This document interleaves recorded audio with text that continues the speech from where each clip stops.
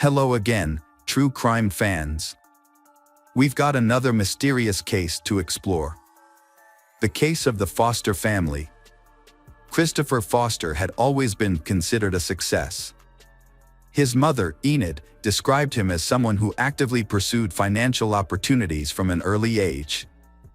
Along with his younger brother, Andrew, he aspired to follow in the footsteps of their late father, who had been a sales manager. Although they both aimed to become successful businessmen, Chris and Andrew had had a tense relationship since they were children. Andrew later explained that Chris's confidence and assertiveness had overshadowed Andrew's quiet nature. Despite this, both brothers were very close to their mother, Enid. In 1987, Chris married Jill, a housewife, and they had their daughter Kirstie in 1993. Chris's path to wealth began in the late 80s when he worked as a mattress salesman and used inexpensive pizza boxes for insulation. His life changed dramatically after he founded a successful engineering company. This business made Chris a self-made millionaire through the development of an innovative insulation material that became essential in the oil industry. The Piper Alpha oil rig explosion on July 6, 1988, had led to a catastrophic fire that lasted for days and claimed the lives of 167 people. After watching the news, Chris saw an opportunity in this tragedy and identified a market niche for fireproof insulation specifically for oil and gas rigs. Although many oil companies showed interest, they wanted certification of the product's effectiveness before signing a contract. To prove its value, Chris took the financial risk of mortgaging his house to fund an experiment. The test was successful. His product, overshadowed, showed exceptional resilience compared to other insulation materials when exposed to fire. It even received a rare A1 fire test rating. Major oil companies quickly placed orders, making Christopher Foster a millionaire almost overnight. Reports suggested that he earned so much money that he didn't know how to spend it all. As his business grew, Christopher's annual turnover increased significantly from £50,000 to £1 million. By 2004, Chris's net worth had been reported to be £10 million. That same year, his wife Jill noticed a house in Shropshire Life magazine. It was Asbaston House, a beautiful mansion in Maesbrook, a wealthy village in Shropshire, England. The estate was 16 acres in size, had its own lake and equestrian grounds. Despite being offered at around £1.5 million, the house still needed repairs. Jill was so intrigued that Chris made an offer the next morning. Foster's family quickly sold their house and moved to Asbaston House. Chris then invested a further £50,000 to install a swimming pool and landscape the property. After settling down, Chris led a lavish lifestyle. He bought 2 Porsches, one for himself and one for Jill, a James Bond-style Aston Martin, Range Rovers, and many other vehicles. Their daughter Kirstie attended a private boarding school and Chris also bought her several horses. Kirstie spent time with her horses when not at school and participated in equestrian competitions. Friends described her as quiet, thoughtful, and kind. In addition, Chris also bought 4 dogs and several pigeons. He further enhanced their lives by hiring a butler and a personal assistant, and the house had antique furniture worth more than £200,000. Chris's most expensive hobby was his passion for shooting, demonstrated by his expensive gun collection, each costing between £12,000 and £12,500, equivalent to nearly $20,000 at the time. Chris often attended shooting parties that could last 3 days, with bills running up to £8,000. He had a habit of leaving guns around the house. Occasionally, when pigeons made a mess of Chris's car, he would shoot them, much to Jill's frustration. In one disturbing incident, when Kirstie's black Labrador began disturbing the sheep, Chris was unable to control the dog and led it down a country road to shoot it in the head. Chris was a successful businessman but lacked a long-term vision. Notoriously impulsive, he craved instant gratification and was quick to cut ties with people who annoyed him. Chris enjoyed being admired and envied by others for his wealth, and social status was very important to him. Over time, both Chris and Jill moved up the social ladder, and it became clear to those close to Chris that he wanted to move away from his roots in Wolverhampton. Jill enjoyed shopping sprees and spent her days doing self-care activities like nail and hair appointments, along with beauty treatments like manicures and Botox injections. Chris and his family regularly went on luxury vacations, staying in luxury hotels and enjoying the best food. These lavish trips could sometimes cost up to £20,000 each, and Chris didn't hesitate to pay. However, unbeknownst to his friends and family, Chris had reached his financial limit and began withdrawing money from his business. His excessive spending had led to financial imbalance, with more money going out than coming in. In 2003, Chris had signed an exclusive contract with DRC, giving them the exclusive rights to produce his oil rig sealant. By 2004, his net worth had been reported to be £1 million. However, by 2005, he owed £2.8 million. Instead of cutting costs, Chris, due to his lavish spending habits, sought more money from other sources. Despite the exclusive agreement with DRC, he signed another contract with another company to sell his products. DRC discovered this infringement and sued Chris, resulting in a lawsuit and DRC acquiring Chris's patent. Chris went bankrupt, and in 2007, his company was dissolved. His assets worth £3 million were frozen and his salary was gone. Despite serious financial troubles, Chris continued to act as if nothing significant had happened. At the same time, Chris became involved in a dispute with his accountant, who reported him to the Inland Revenue for tax evasion. Chris had failed to pay VAT, national insurance, and various other taxes. To deal with his increasing tax obligations, he had to borrow from banks to ease his financial strain. In addition, he had mortgaged the Osbaston house 3 times and withdrawn money from more than 20 different bank accounts. Despite his lavish lifestyle and constant spending, Chris still tried to hide the fact that he was deeply in debt. Chris gradually found himself struggling with overwhelming challenges, aware that time was ticking away and fearful of losing everything. However, during a conversation with a friend about houses, Chris insisted that he would never sell Osbaston house.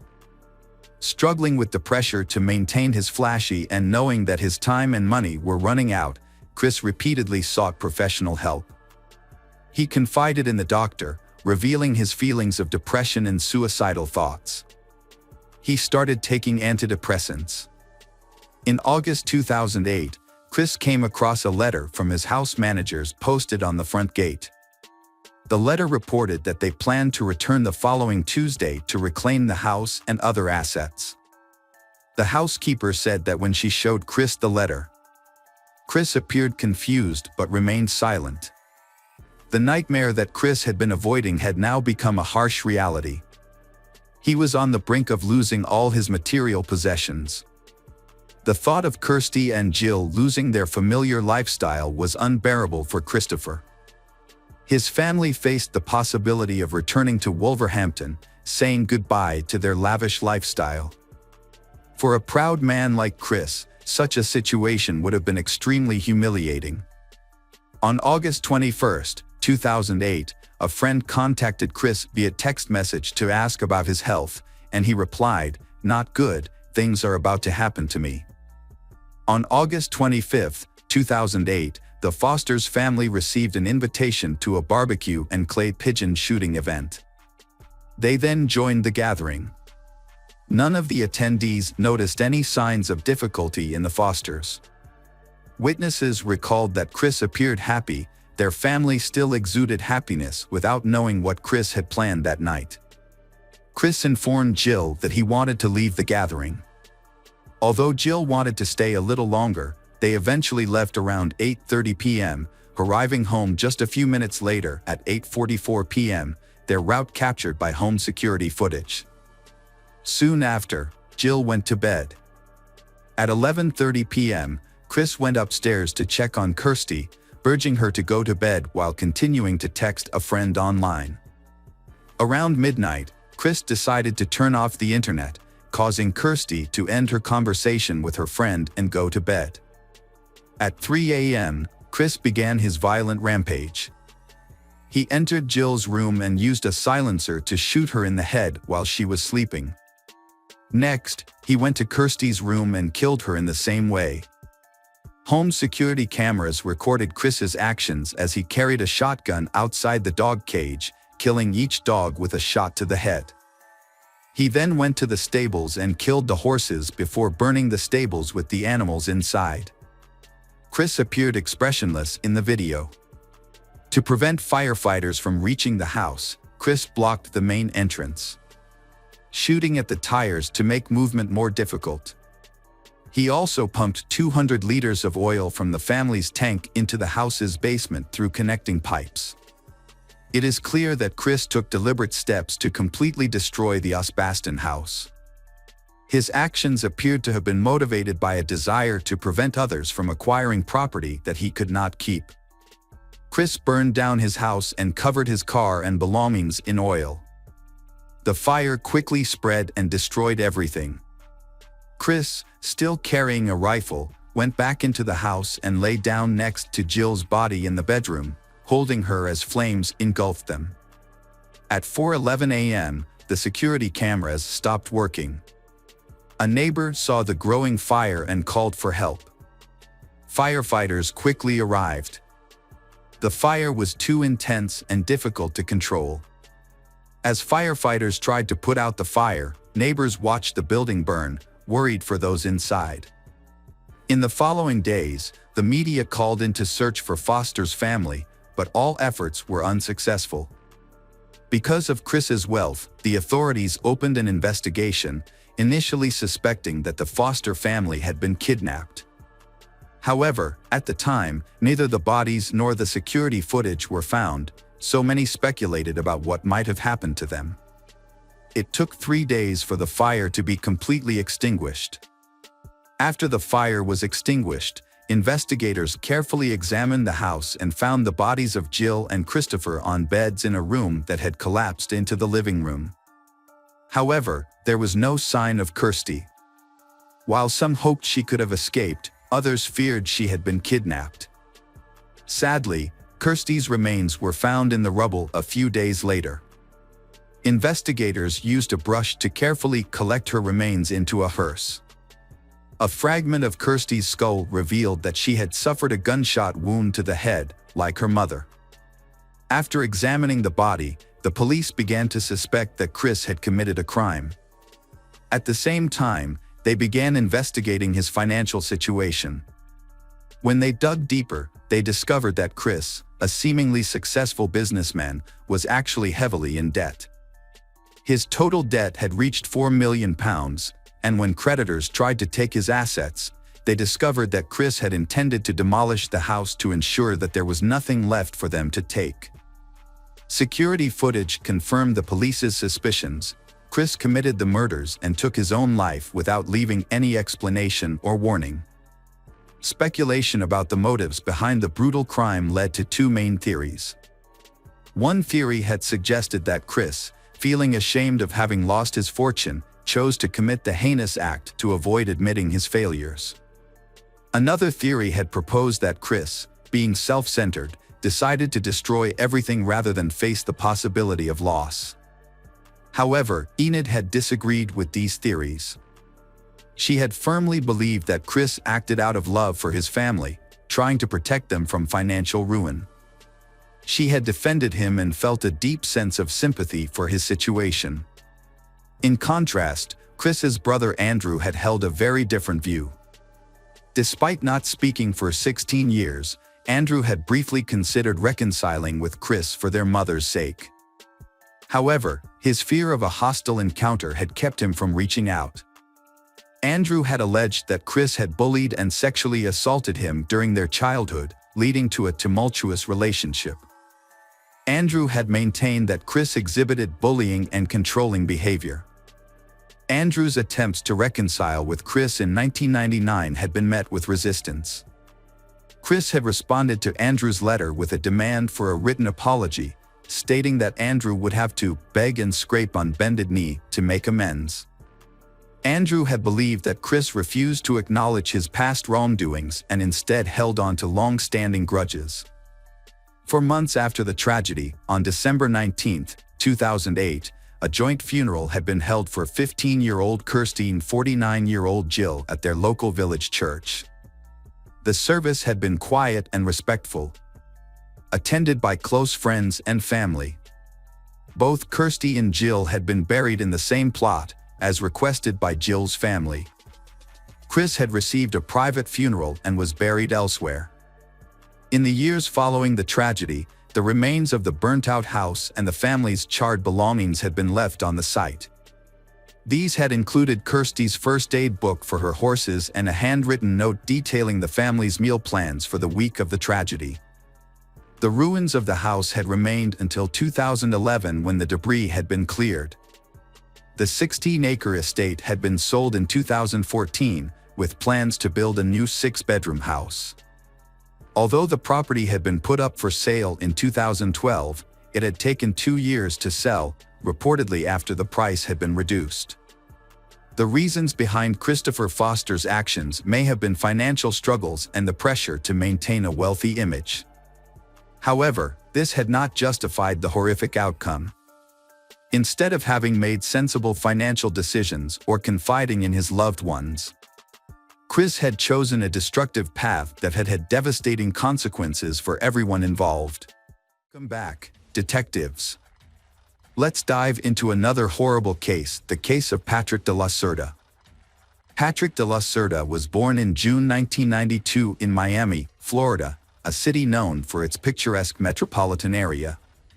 His father, Max Dira, was a native of Spain, while his mother, Patricia Ranza, was born and raised in France before moving to the United States in the 1980s, where she met and married Max. Patrick grew up in a warm family environment where he was surrounded by love, care, and mutual respect.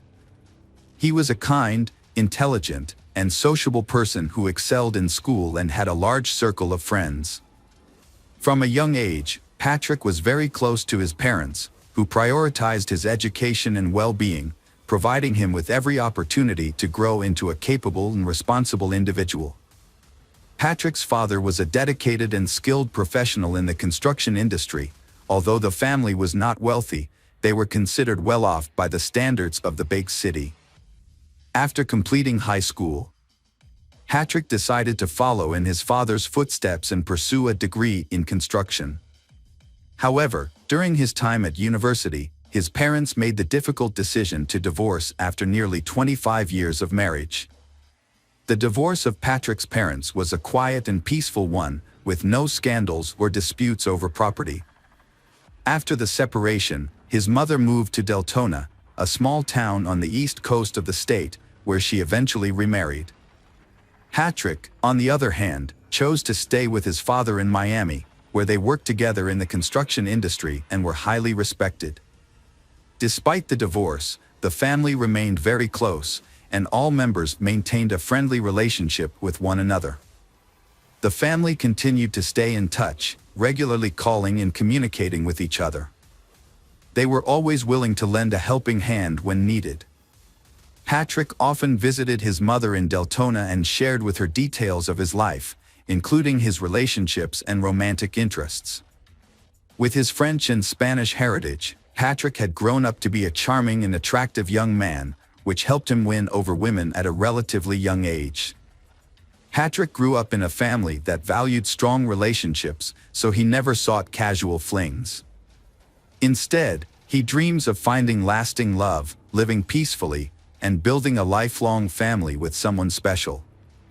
He created a profile on a popular dating website at the suggestion of a friend, but he didn't have high hopes of actually meeting his soul mate on the dating website. One June evening in 2017, Patrick half-heartedly scrolled through profiles of women on the site. Then, he came across a photo that caught his attention, a stunning brunette with an unforgettable appearance, big, expressive eyes, and a charming smile. Patrick was immediately smitten and decided to send her a message. She replied, much to his delight, and they easily fell into a comfortable conversation. Jessica Devnani was born in 1988 in Orlando, Florida. After high school, she attended a local university where she studied banking. Following graduation, she landed a job at a bank branch in her hometown. Around that time, she met a handsome young man online. They quickly hit it off, exchanging messages and eventually phone numbers. They had long conversations every day, creating a deep emotional bond and strong trust. As their online friendship grew, they decided to meet in person. Since they lived in different parts of the state, they chose a meet-up spot roughly equidistant from each other. On their first date, Patrick knew he had found the person he had been searching for, and he didn't want to let her go. Jessica felt the same way about him. However, Jessica was slightly taken aback by their age difference. She was 4 years older than Patrick. After their date, on his way home, Patrick called his mother to tell her what happened. They had been in a long-distance relationship for months, which was becoming increasingly difficult. Due to the distance between them, they could only see each other on weekends, and even then, they had to meet at a location convenient for both of them. Usually, they will rent a cozy hotel room in a secluded spot and use the time to enjoy quality time together. However, by Sunday night, they would have to return to their respective homes, as they had work commitments on Monday mornings. In December 2017, Patrick made a significant decision. He relocated to Delton, where his mother lived, in order to be nearer to his girlfriend. He purchased a house in a quiet neighborhood and began making repairs to create a welcoming home for Jessica. Although she couldn't move right away because of work, but they made plans to get together again and have a housewarming party in early spring. They had a special celebration planned on New Year's Eve. To surprise Jessica, Patrick set up a fireworks display in the backyard, getting down on one knee to make his romantic proposal as they gazed up at the festive lights. Patrick got down on one knee, held out a box with a ring, and asked Jessica the most important question of all: would she become his wife? Overjoyed, Jessica happily agreed. Patrick had been looking for an engagement ring for a long time, but in jewelry stores there was no ring beautiful and delicate enough for the occasion. He chose the best option possible to propose before the new year, but he also had a custom ring made from a jewelry shop, designed by himself. Patrick's engagement was just 2 months old, and the wedding preparations were well underway. His choice of partner had been approved by their parents, and they was overjoyed as they prepared to start a new life together. They had plans for a grand celebration, either in Miami on the shores of the Atlantic Ocean or in France, where the groom's mother was from, on February 27, 2018. On that day, Patrick's father, Max, received a call from a courier while he was at work. The delivery man explained that Patrick's order has been delivered, but Patrick did not answer the door or answer the phone. Max was taken aback by Patrick's unexpected actions, which immediately raised his level of concern. Since Max was tied up at work and couldn't go check on Patrick, Max asked his future daughter-in-law to go instead. Patrick's father called Jessica in a panicked tone, saying he couldn't reach his son. Jessica had been trying to contact Patrick all morning, but he wasn't responding to her calls or messages. When she shared this with Patrick's father, Max, he feared the worst. Jessica immediately dropped everything and rushed to Patrick's house. When she arrived, she saw his car in the driveway, indicating he was still at home. Using her own key, she entered the yard and called out to Patrick, but there was no response. Jessica carefully opened the front door and was met with a horrific sight. Patrick was lying in a pool of blood, showing no signs of life. She quickly called emergency services, but the paramedics were unable to save Patrick and declared him dead at the scene. When the police arrived, Jessica was overcome with grief, sobbing in the backyard where Patrick had proposed to her just 2 months earlier. An officer spoke to her, and she raised her tear-filled eyes to meet his. She claimed to know who was accountable for Patrick's murder, naming her wealthy ex-boyfriend as the culprit. To comprehend this complex case and identify potential suspects, it's essential to revisit the past when Patrick first met Jessica. At that time, Jessica was in a relationship with Gregory Bender, a wealthy businessman who owned an investment fund. She met Gregory during her student years, and he was 20 years her senior. Gregory showered Jessica with expensive gifts and took her on lavish vacations, eventually winning her affection. Jessica thought she had found her soulmate, but soon she began to notice some disturbing patterns in her ex-boyfriend Gregory's behavior. He was extremely controlling, constantly monitoring her movements and interactions with others. If she had an admirer, Gregory would quickly get rid of them through threats and intimidation. Meanwhile, he kept his own life a mystery, sharing very little about himself with Jessica. Their relationship lasted nearly 8 years, during which time Gregory never introduced Jessica to his family or friends. They only spent time together or went on vacation when he wanted to, and he rarely invited her to his home. Gregory claimed he was too busy, but Jessica longed for a normal family life and children. However, every time she brought it up, Gregory would say it wasn't the right time. When Jessica tried to end the relationship, Gregory proposed to her with a ring, and she accepted. However, nothing changed. They still lived apart and only saw each other when Gregory wanted to. One day, Gregory was in a car accident and ended up in the hospital. When Jessica rushed to his side, she decided to stop by his house to pick up some things for him. That's when she encountered a woman she had never seen before. Instead of introducing herself, the stranger asked Jessica who she was. Jessica showed her the ring on her hand and that she was the landlord's fiancée. Jessica later found out that Gregory was married to someone else, Diora Sanchez Bender. Devastated, Jessica immediately broke off the relationship. However, Gregory really wanted to keep her, begging for forgiveness and promising to divorce his wife and marry Jessica in the future. Jessica eventually gave in and continued the affair, but as time went on, nothing changed, and Jessica became exhausted. Jessica changed her life and started dating someone new, Patrick, through a dating website. She then ended her relationship with Gregory and informed him that it was over. But Gregory did not give up and started to do worse things. Gregory asked Jessica to reconsider their relationship. He then became aggressive, and he resorted to threatening and harassing her. Realizing that Jessica had moved on, Gregory turned to private investigators to hack into her online accounts and find out who she was talking to. He soon discovered Patrick's identity and contact information. Then, Gregory started sending threatening messages to Patrick. Patrick received threatening messages from Gregory, Jessica's ex-boyfriend, who demanded that Patrick end his relationship with Jessica, referring to her as his fiancée. After receiving the threats, Patrick remained calm because he thought they would not come true. However, Jessica is scared because she knows Gregory's aggressive nature and that he has a large collection of weapons. She suggested breaking up with Patrick to avoid any potential harm, but Patrick refused. They decided to report the incidents to the police, providing evidence of Gregory's stalking and threats.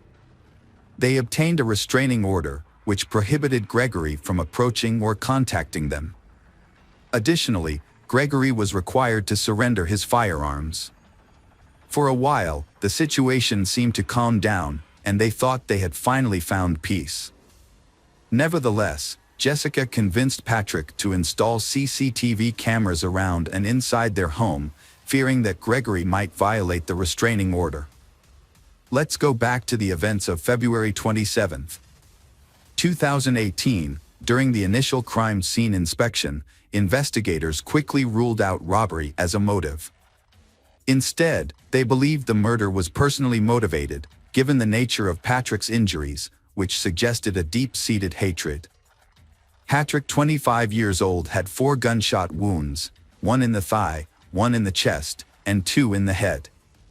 The body also showed signs of a fall from a ladder. The body was found on the floor between the front door and the stairs leading to the second floor. Investigators theorized that the killer likely snuck into the house and waited for the owner, Patrick, on the second floor. When Patrick entered the house and began to climb the stairs, the killer ambushed him, shooting him in the thigh. As Patrick rolled down the stairs, the killer followed, shooting him in the chest and then twice in the head. The murder weapon, a rare pistol, was not recovered, but several shell casings were found at the crime scene. The police found 3 casings at the scene, but a 4th one was missing. This led investigators to suspect that the killer might have taken it as a souvenir. The initial suspect was Patrick's neighbor, a U.S. Army veteran who had a history of conflict with Patrick. The veteran had been involved in combat and had suffered a severe head injury, which led to the development of a mental disorder. The veteran was skilled with firearms and had access to rare guns. In a previous incident, the veteran had mistakenly shot at his neighbor, thinking he was a burglar. After his release, the veteran continued to harass the victim, accusing him of being a spy and threatening to expose him. The investigation initially centered around the veteran with a history of mental health issues, as his unusual behavior and mindset suggested a possible motive for the crime. Although he truly hated Patrick, he still had an alibi for the time of the murder, confirmed by many witnesses.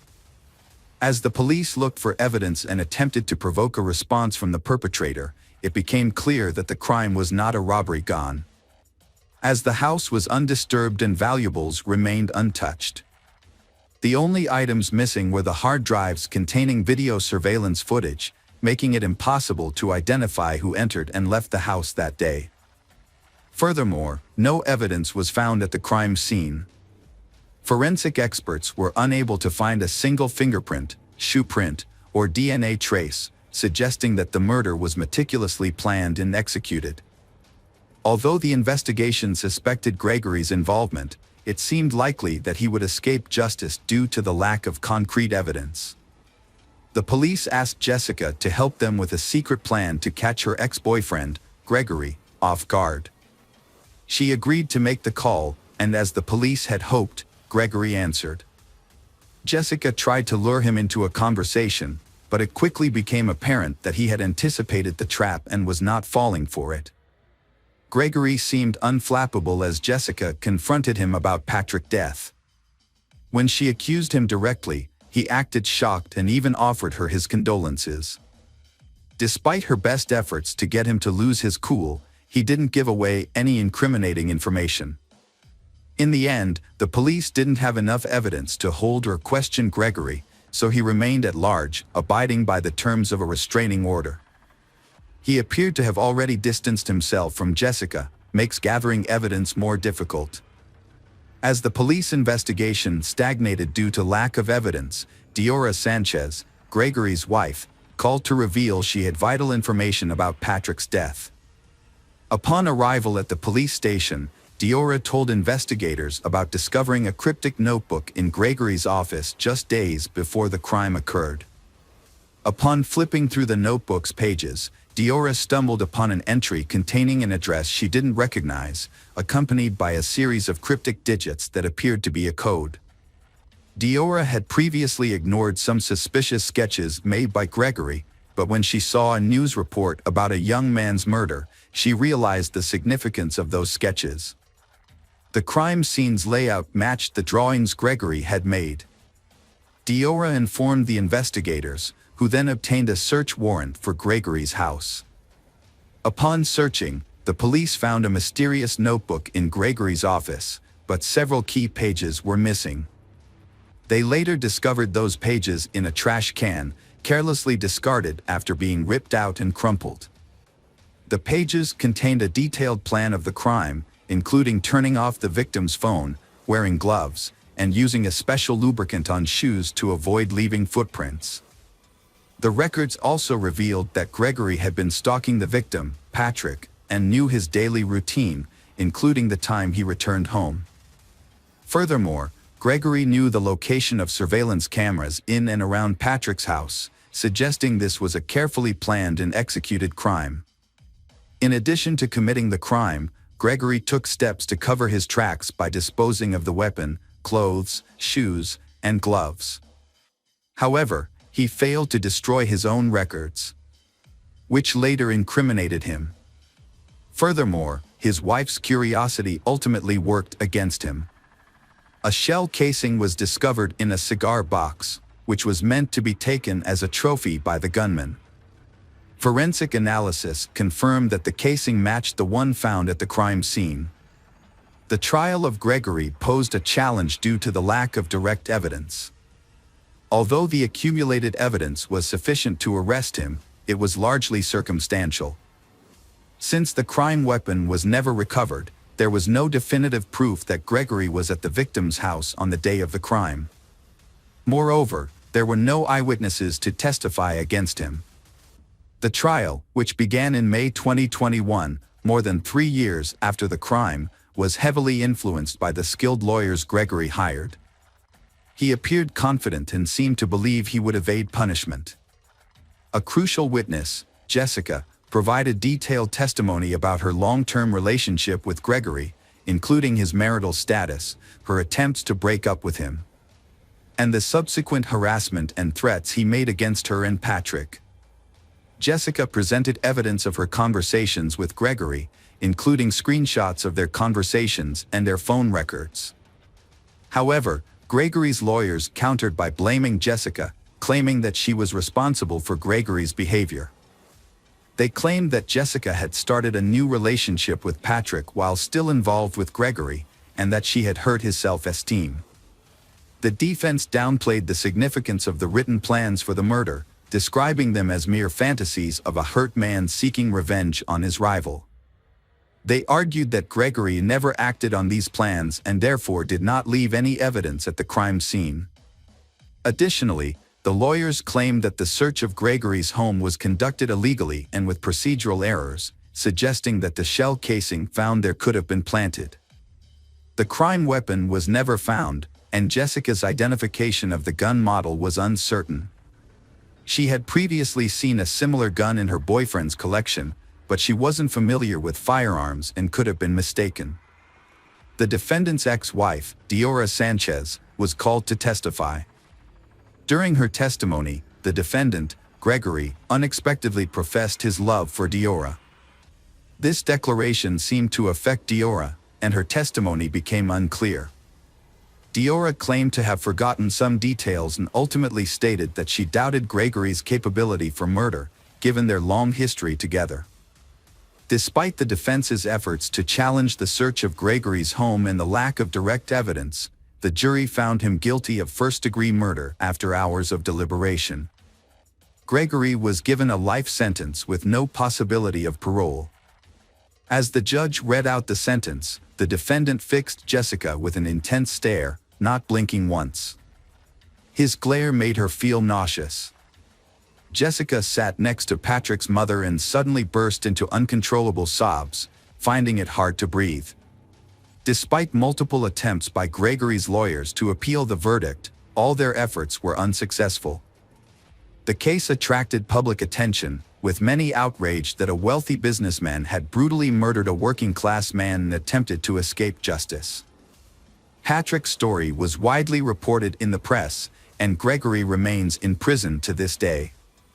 Jessica Dira said she is grateful that justice has been served, and Patrick's memory will always live on in her. She wears the engagement ring he gave her and a special piece of jewelry he had intended to give her but never got the chance. Jessica remains close to Patrick's parents, who have welcomed her into their family as one of their own. Hello friends, welcome to our channel.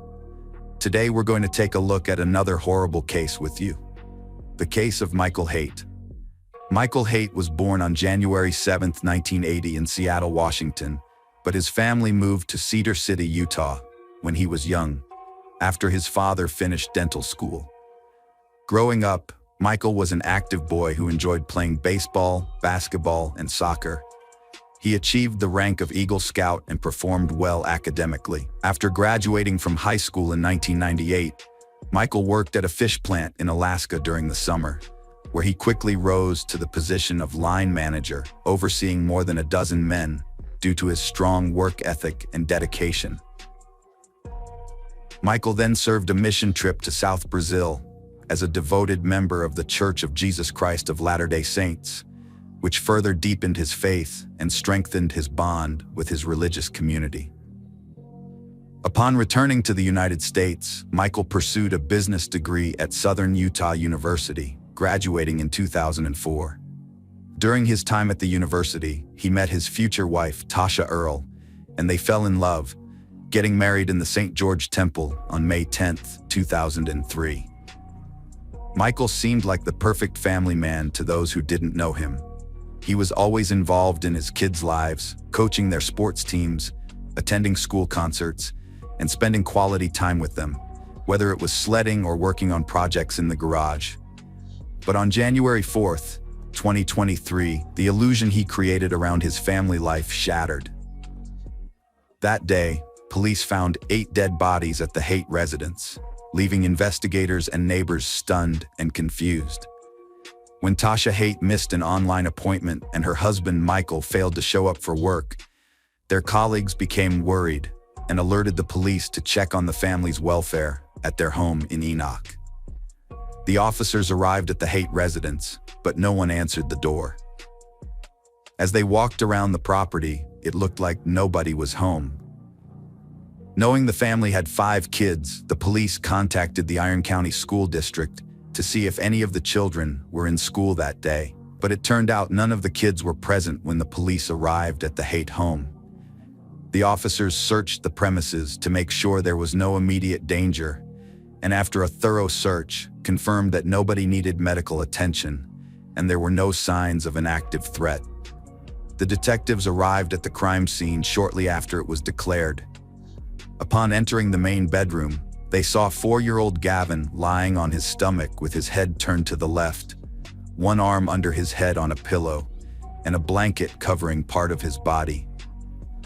His sister Tasha was similarly positioned with only part of her body covered by the blanket. On the other side of the bed, they found Gail Earle, Tasha's mother, lying on her back with her head on a pillow and partially covered by a blanket, just like her daughter and grandson. In Bry's room, the detectives found the 12-year-old girl lying in bed, slightly inclined and partially covered with a blanket. In Amon's room, they discovered the 7-year-old boy lying face down in the corner of the room, without a pillow or blanket. His twin sister Sienna was found in her bedroom, lying on her left side in bed with her head resting on a pillow and covered with a blanket. The eldest child, 17-year-old Macy, was found in her bed, her head resting on a pillow and her body covered by the blanket. The detectives discovered Michael Haight's body in the exercise room in the basement of his home, lying on top of a sleeping bag. All 8 victims, including his wife, mother-in-law, and 5 children, were found dead with gunshot wounds. Given the circumstances, it didn't take long for the detectives to identify Michael Haight as the primary suspect. They believed he had killed his family members before taking his own life. A neighbor's testimony played a crucial role in helping the detectives reconstruct the timeline of the crime. The neighbor recalled waking up at 3:30 a.m. to use the bathroom and hearing a loud bang, similar to fireworks, as she exited her room. However, she felt annoyed because it was past the permitted date for fireworks in the neighborhood. She then heard 2 more bangs in quick succession, followed by a short pause.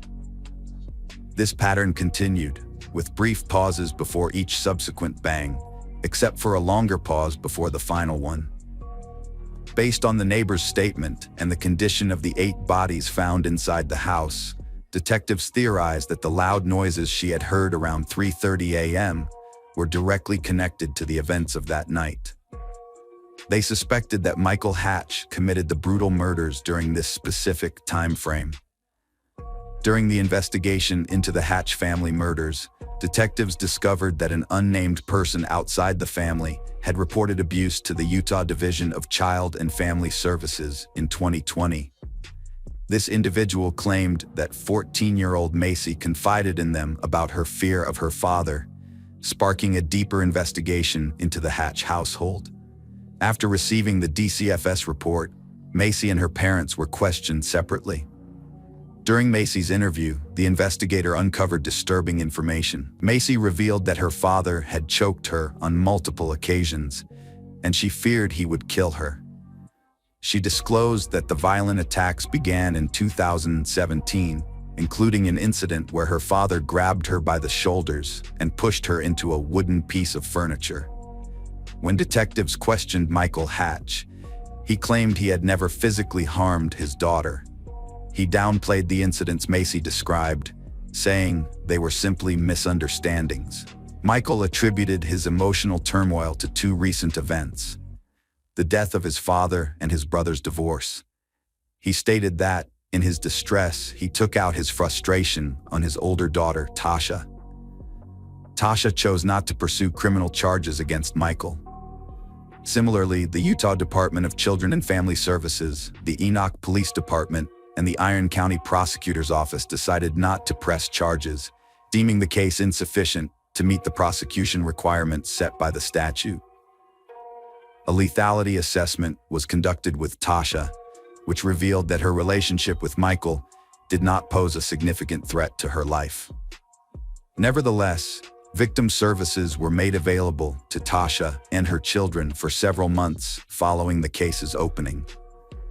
Through conversations with Tasha's friends, detectives formed a different impression of Michael Hatch than the one he presented to the community.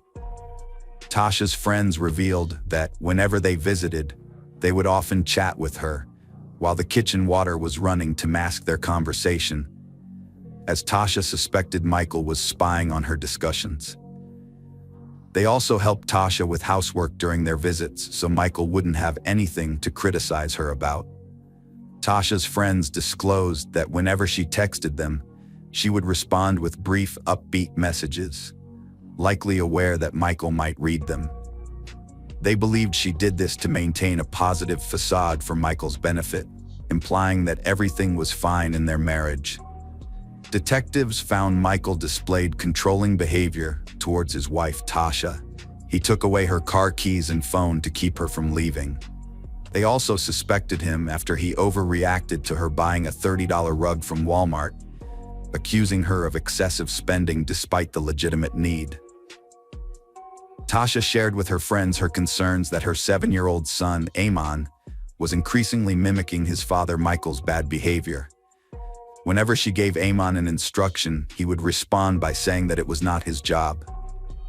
This worried Tasha because it revealed Amon's growing lack of responsibility and disregard for authority. She mentioned that Michael frequently disregarded or ignored her instructions, and Amon seemed to be following his example.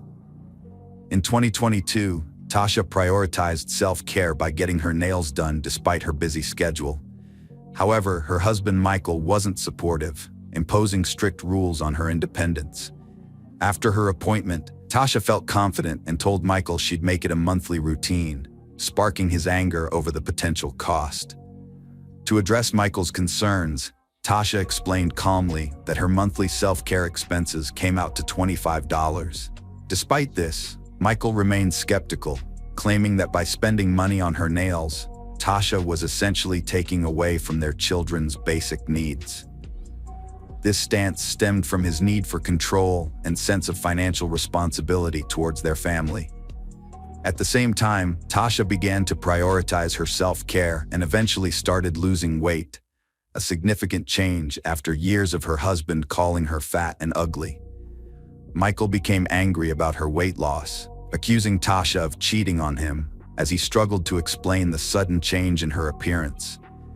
As Michael's controlling behavior escalated, he tried to manipulate Tasha regarding her weight loss.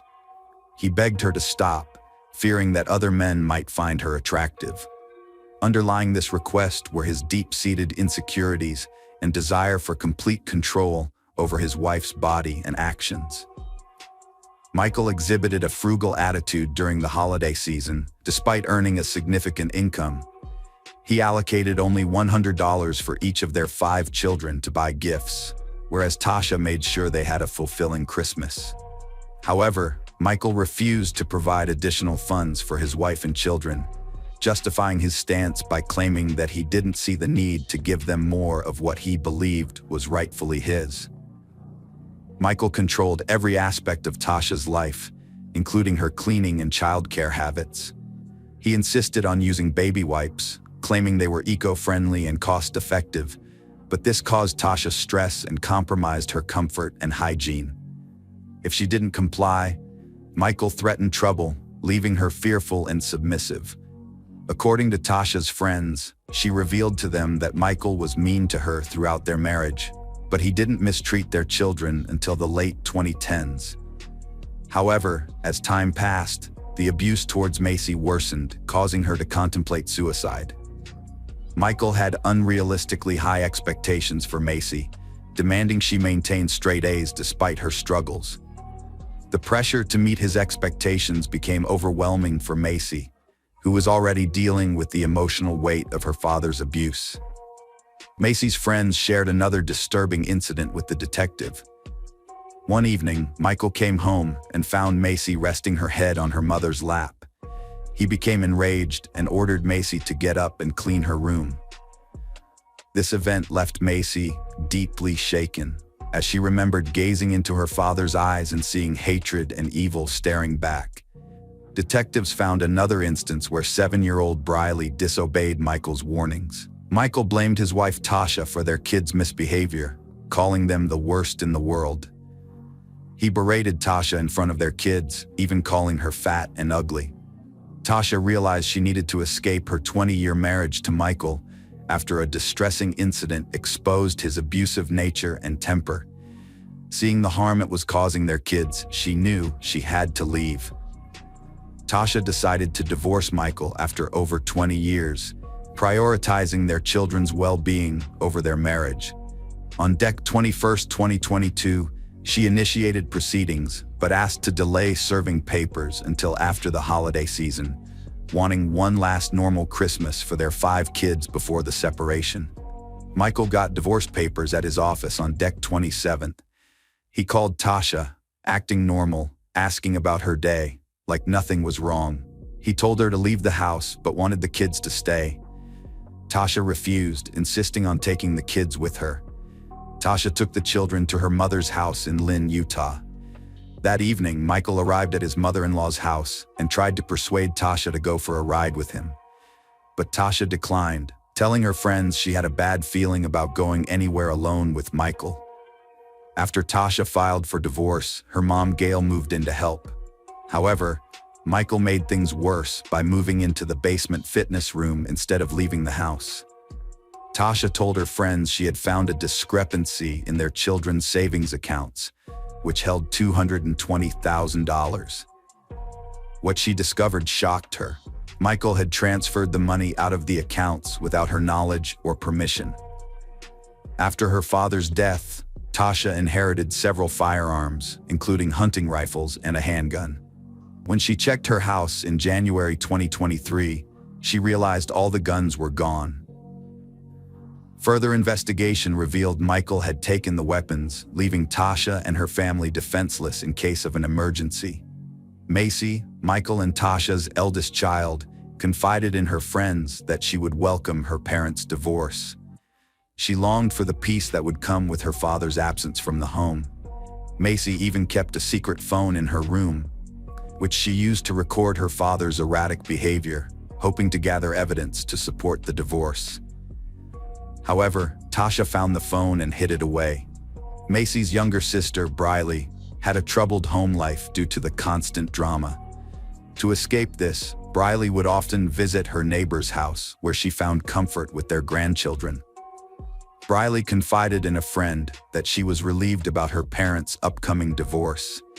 She had even bought some new books, but was too afraid to tell her father, fearing he would become angry.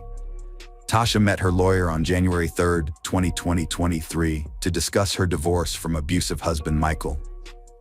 She felt relieved he'd moved to the basement due to his volatile behavior. Asked if she'd ever feared for her or her children's safety, Tasha said she never had. In hindsight, Tasha's optimism was tragically misplaced.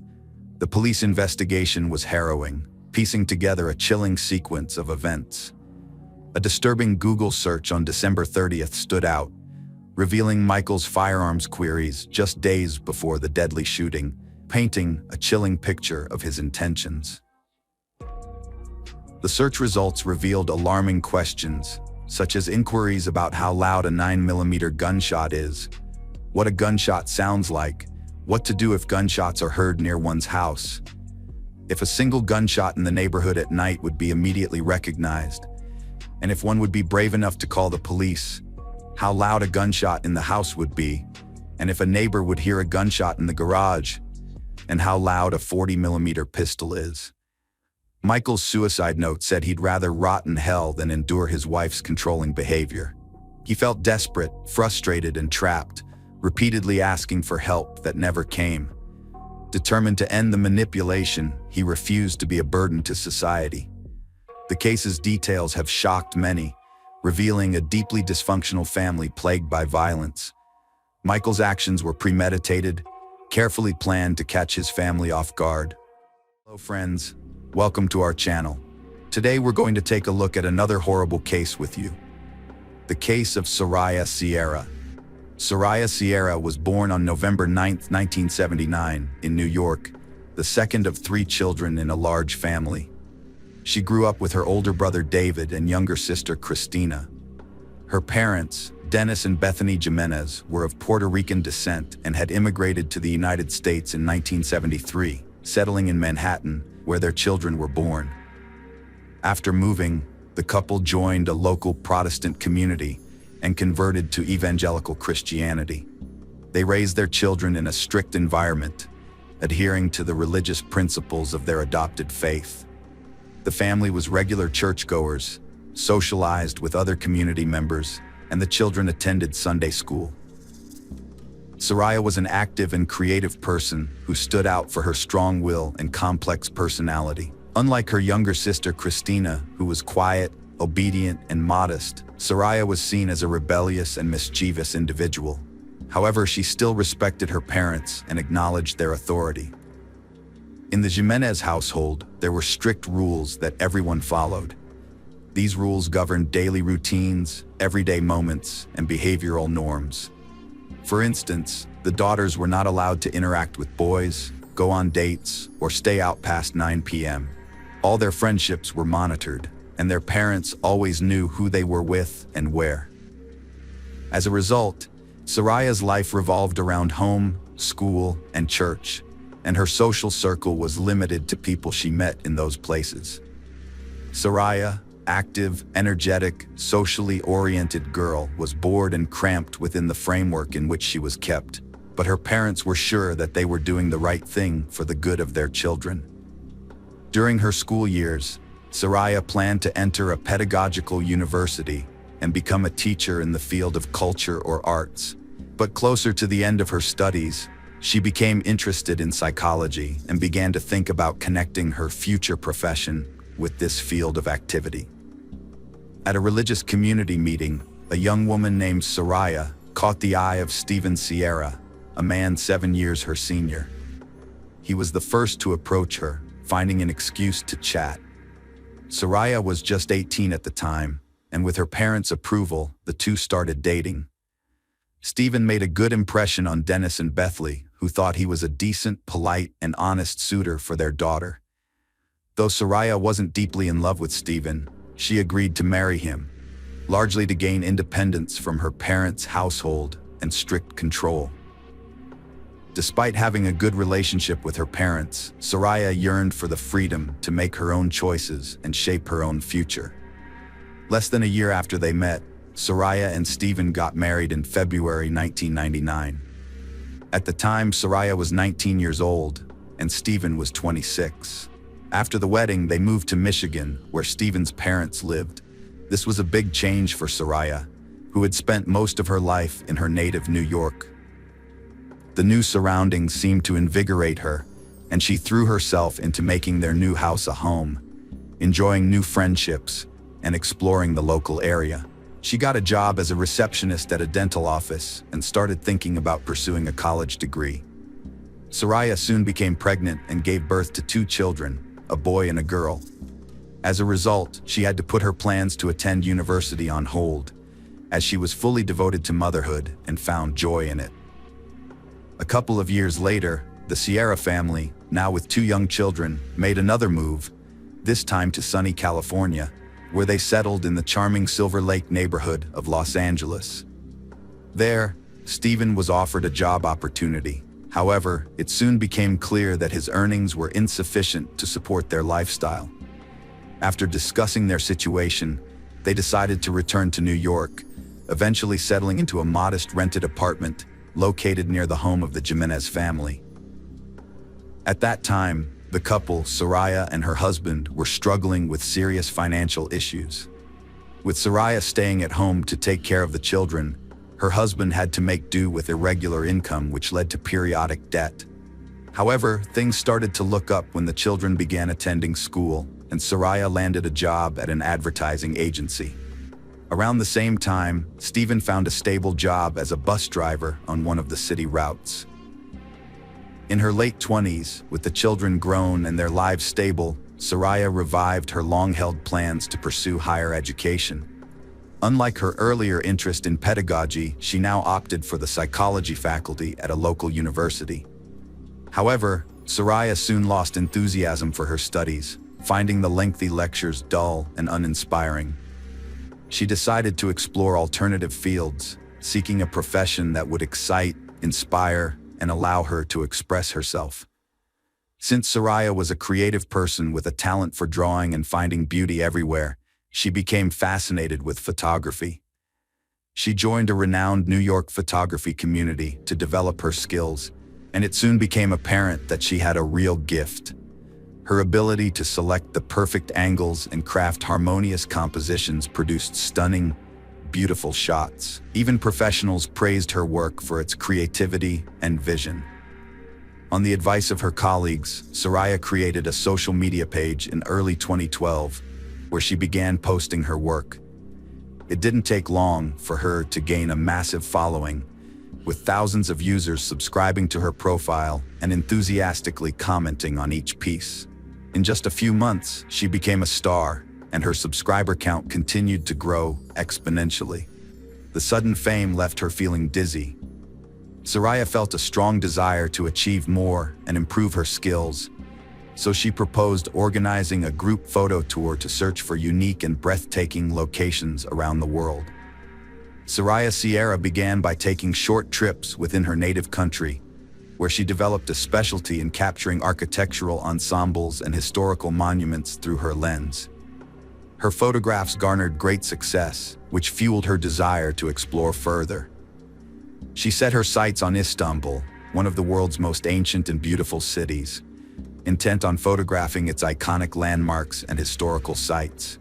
Although her parents were hesitant about her traveling abroad for the first time, Soraya was resolute. They were concerned about her venturing out alone, away from home for an extended period. To alleviate their worries, Soraya agreed to be accompanied by her close friend, Magdalena. However, what her family didn't know was that they were going through a tumultuous time, and Soraya's relationship with her husband was on the brink of collapse. It's possible that her desire to embark on a photography tour on the other side of the world was, in part, a coping mechanism. She yearned to escape her situation, gain a fresh perspective, and reflect on her family's troubles from a distance. After feeling confined for too long, Soraya felt an overwhelming need to break free and do something that nourished her soul during that difficult period. Soraya's relatives were worried that she would be traveling by herself to a foreign country on the other side of the ocean. But she calmed their fears by promising to keep in touch daily through phone calls, letters, and photos. Besides, Soraya had already lined up commercial photography projects in Germany and Austria, which were part of her meticulously planned itinerary. In fact, her whole trip was carefully timetabled, with every hour accounted for, leaving no room for spontaneity or changes. On January 7, 2013, Soraya boarded a flight from New York to Istanbul with limited cash, a smartphone, a tablet, and a DSLR camera with professional lenses. After arriving, she called her family to let them know she had landed safely and was heading to check into a budget hotel she had booked in advance, located in a remote and apparently unsafe area. It later emerged that Soraya was not alone in Istanbul. She was accompanied by a young man named Taylan, whom she had met on social networks in mid-2012. Taylan was the one who had persuaded her to fly to Turkey for several months. During this time, they had been in close contact and had developed a strong bond. Soraya had complete faith in her new friend, and they spent almost every day together, exploring the city's attractions. As a native of Istanbul, Taylan was intimately familiar with the city and organized exciting trips to the most interesting and sometimes unusual places. After Turkey, Soraya traveled to Europe for commercial photo shoots, staying with longtime subscribers to save on hotels. In Vienna, she met a young man who shared her passion for photography and hosted her for 2 days. The trip went as planned, with Soraya visiting each destination and meeting everyone on her schedule. On January 21st, 2013, Soraya finished her photo tour and called her parents and husband to let them know her flight details for New York. As she had never spent so much time away from home before, everyone was relieved her trip was ending. However, before departing, Soraya decided to take a final stroll around the city to capture some last-minute photos for her account. When Soraya's father arrived at the airport to pick her up, she was nowhere to be found among the passengers. Her phone was also unreachable, and all attempts to contact her failed. Concerned, her father approached the airline representatives, who informed him that no passenger by her name was on the flight. Soraya's husband, Stephen, immediately contacted her Istanbul hotel, where he was told that her belongings remained in the room and she hadn't checked out, despite being due to do so the previous day. She was also absent from the hotel for the second day. This news sparked panic among the family, who were left wondering where Soraya was and what to do next. Stephen decided to investigate his wife's accounts, and what he found shocked him: a suspicious correspondence with a man named Taylan. Despite his reservations, Stephen opted to reach out to Taylan directly to get to the bottom of things. Taylan claimed to have seen the missing woman just a day before she was supposed to depart, and surprisingly, she hadn't even bothered to call him beforehand, despite her earlier promise. Soraya's family promptly notified the American embassy in Turkey about the incident, and a large-scale search operation was launched the following day. A special unit was formed to handle the operation. Soraya's husband and parents flew to Istanbul soon after, deciding to personally oversee the search efforts, given the short time that had passed since her disappearance and the high likelihood of finding her alive. The police investigation began by looking into Soraya's social circle and speaking with people who had seen her shortly before she vanished. The hotel staff where she stayed, including her friend Taylan, were questioned. The hotel manager reported that he last saw Soraya the night before she disappeared, when she left with a small bag and a camera. She was supposed to check out later, but never returned to the hotel. The next morning, the hotel received a call from her worried husband, who informed them that Soraya's belongings and documents were still at the hotel. The receptionist also described the clothes Soraya was wearing on the day she went missing. Taran introduced himself as Tyron, but his true identity was later revealed. He declined to explain the alias, and it was discovered he'd been in close contact with Soraya for months, even inviting her to Istanbul. Despite this, Taran denied a romantic relationship, claiming they were just friends. The investigation retraced Soraya's steps via cell phone data and CCTV footage.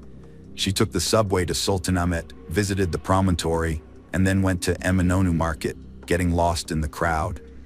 She reappeared on the subway, heading to Hagia Sophia, but soon vanished again, sparking concern.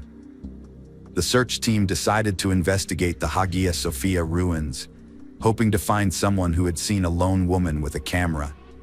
After several hours of searching, they finally found a body, but it wasn't the outcome they had hoped for. Near the ancient Constantinople walls, they discovered the lifeless body of a young woman, covered with an old, dirty blanket that had hidden it from view. The investigators suspected that Soraya had been brought to this location, wrapped in that blanket. Forensic experts estimated that the body had been there for 10 to 12 days before its discovery. The lower part of the body was found unclothed, suggesting an act of violence, which was later confirmed by the experts. The autopsy revealed that Soraya had died from a severe blow to the head with a heavy, blunt object. Additionally, her body showed multiple bruises and 2 broken ribs. Pathologists also found skin particles and blood under Soraya's fingernails, indicating that she had fought back and scratched her attacker. The crime scene was both strange and absurd because, despite the thief stealing the victim's bag, smartphone, and camera, they left her gold earrings, wedding ring, and expensive watch, which immediately drew attention. The only lead from the area's camera footage was a young woman resembling Soraya filming something on her phone, followed by a man who either hit or pushed her, and then both disappeared from view. The attacker's identity remained unknown. Media leaks spark scandal concerns. Investigators stay mum as bodies found, adding to mystery. Questions emerge. Why did the young married woman travel solo to Istanbul? How did she fund it? Initially, suspects included a lover and another acquaintance, but both deny involvement. Later, it emerged that the Viennese man who had given Soraya shelter had a criminal past, sparking speculation that he might have exploited the American as a drug mule. However, a thorough investigation disproved this theory. There were also whispers that Soraya could have been secretly working for U.S. intelligence, gathering intel in other countries, but this possibility was deemed unlikely. With a warrant in hand, police searched Talsali's home, collecting a DNA sample that matched the skin particles and seminal fluid found on the victim's body, confirming his guilt. Furthermore, the victim's phone was last active in the same neighborhood where Talsali lived. When the authorities discovered that the criminal had escaped to Syria, they lost all hope of capturing him. However, they received an unexpected surprise when Talsali was arrested while attempting to illegally cross the border back into Turkey. After joining the Syrian rebels and acquiring weapons, he was injured in the conflict and decided it would be safer to return home. In the end, he was caught trying to bring his weapon back with him, which led to his initial arrest. When Talsali was questioned, he gave a disturbingly detailed account of what happened. He claimed to have been on a hiking trail along the walls of Shebeku when he saw a young woman, Soraya, taking pictures. He admired her from a distance for a few minutes, then approached her. Despite the language barrier, he tried to communicate with her using gestures but failed to understand what she wanted. What caught his attention, however, was her brand new iPhone and expensive camera. As Soraya walked away, Talsali followed her, intent on robbing her. With night falling and no one else in sight, he saw an opportunity. When Soraya turned around and took a picture of him, Talsali became enraged and attacked her, hitting her on the head with a boulder. The two of them rolled down the wall, causing Soraya severe injuries, including bruises and broken ribs. After rendering Soraya unconscious, Talsali committed violent and intimate acts against her. He then delivered another severe blow to her head to kill her. Talsali stole Soraya's bag, camera, and phone and left the scene. On his way, he found a discarded blanket and returned to cover Soraya's body with it. By then, it was dark, and the chances of running into someone at the wall were minimal. Once he returned, he dragged the body to the side, positioning it so it wouldn't be visible from the nearby hiking path. He then covered it with a blanket and left the scene.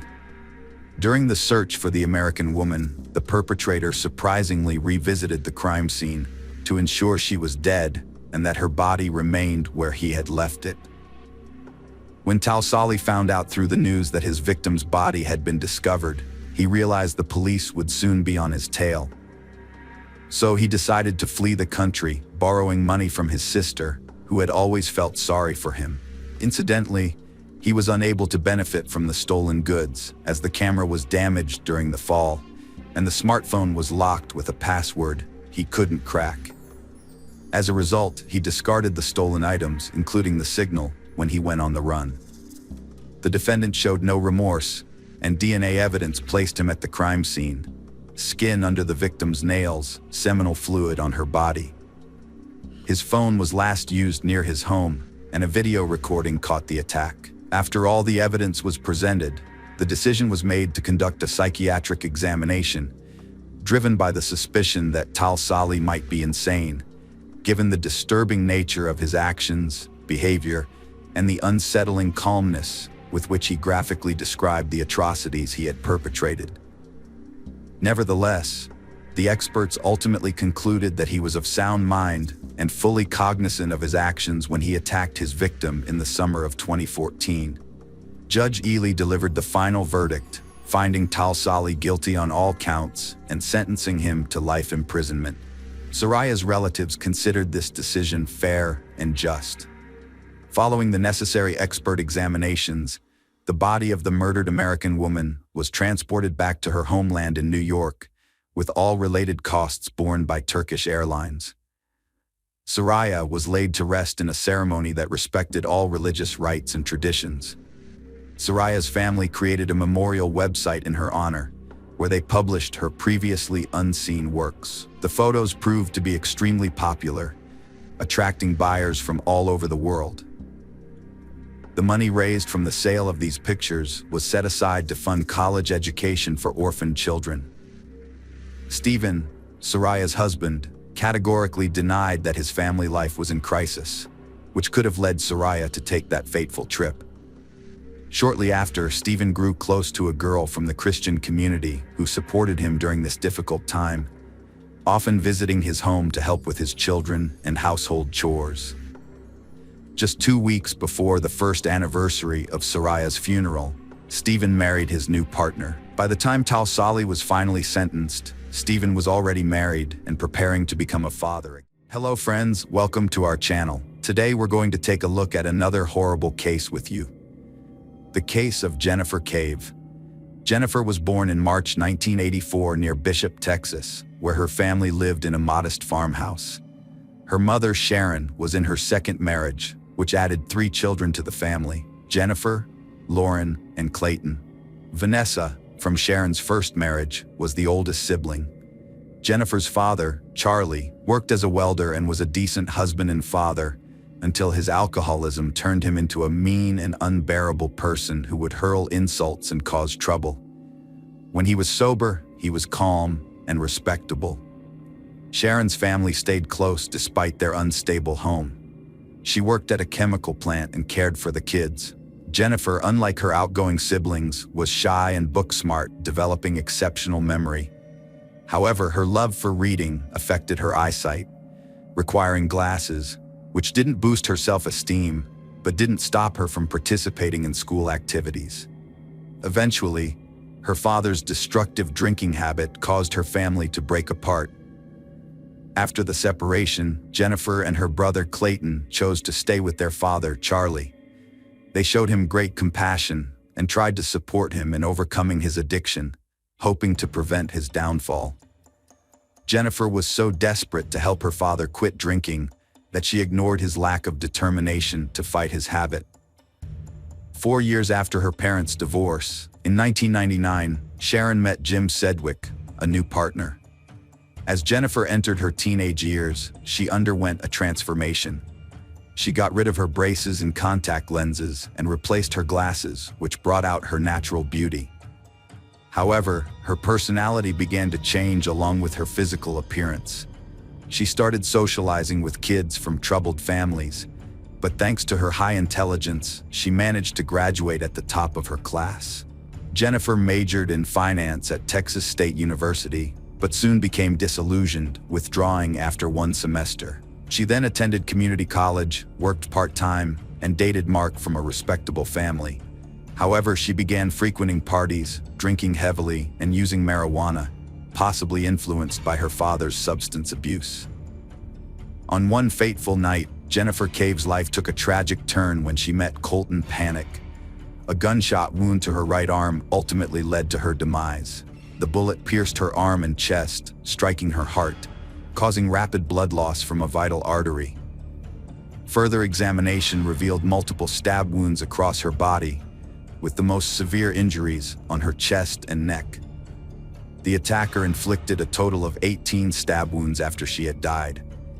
In an attempt to conceal the body, the perpetrator decapitated Jennifer and shot her through the throat into her head.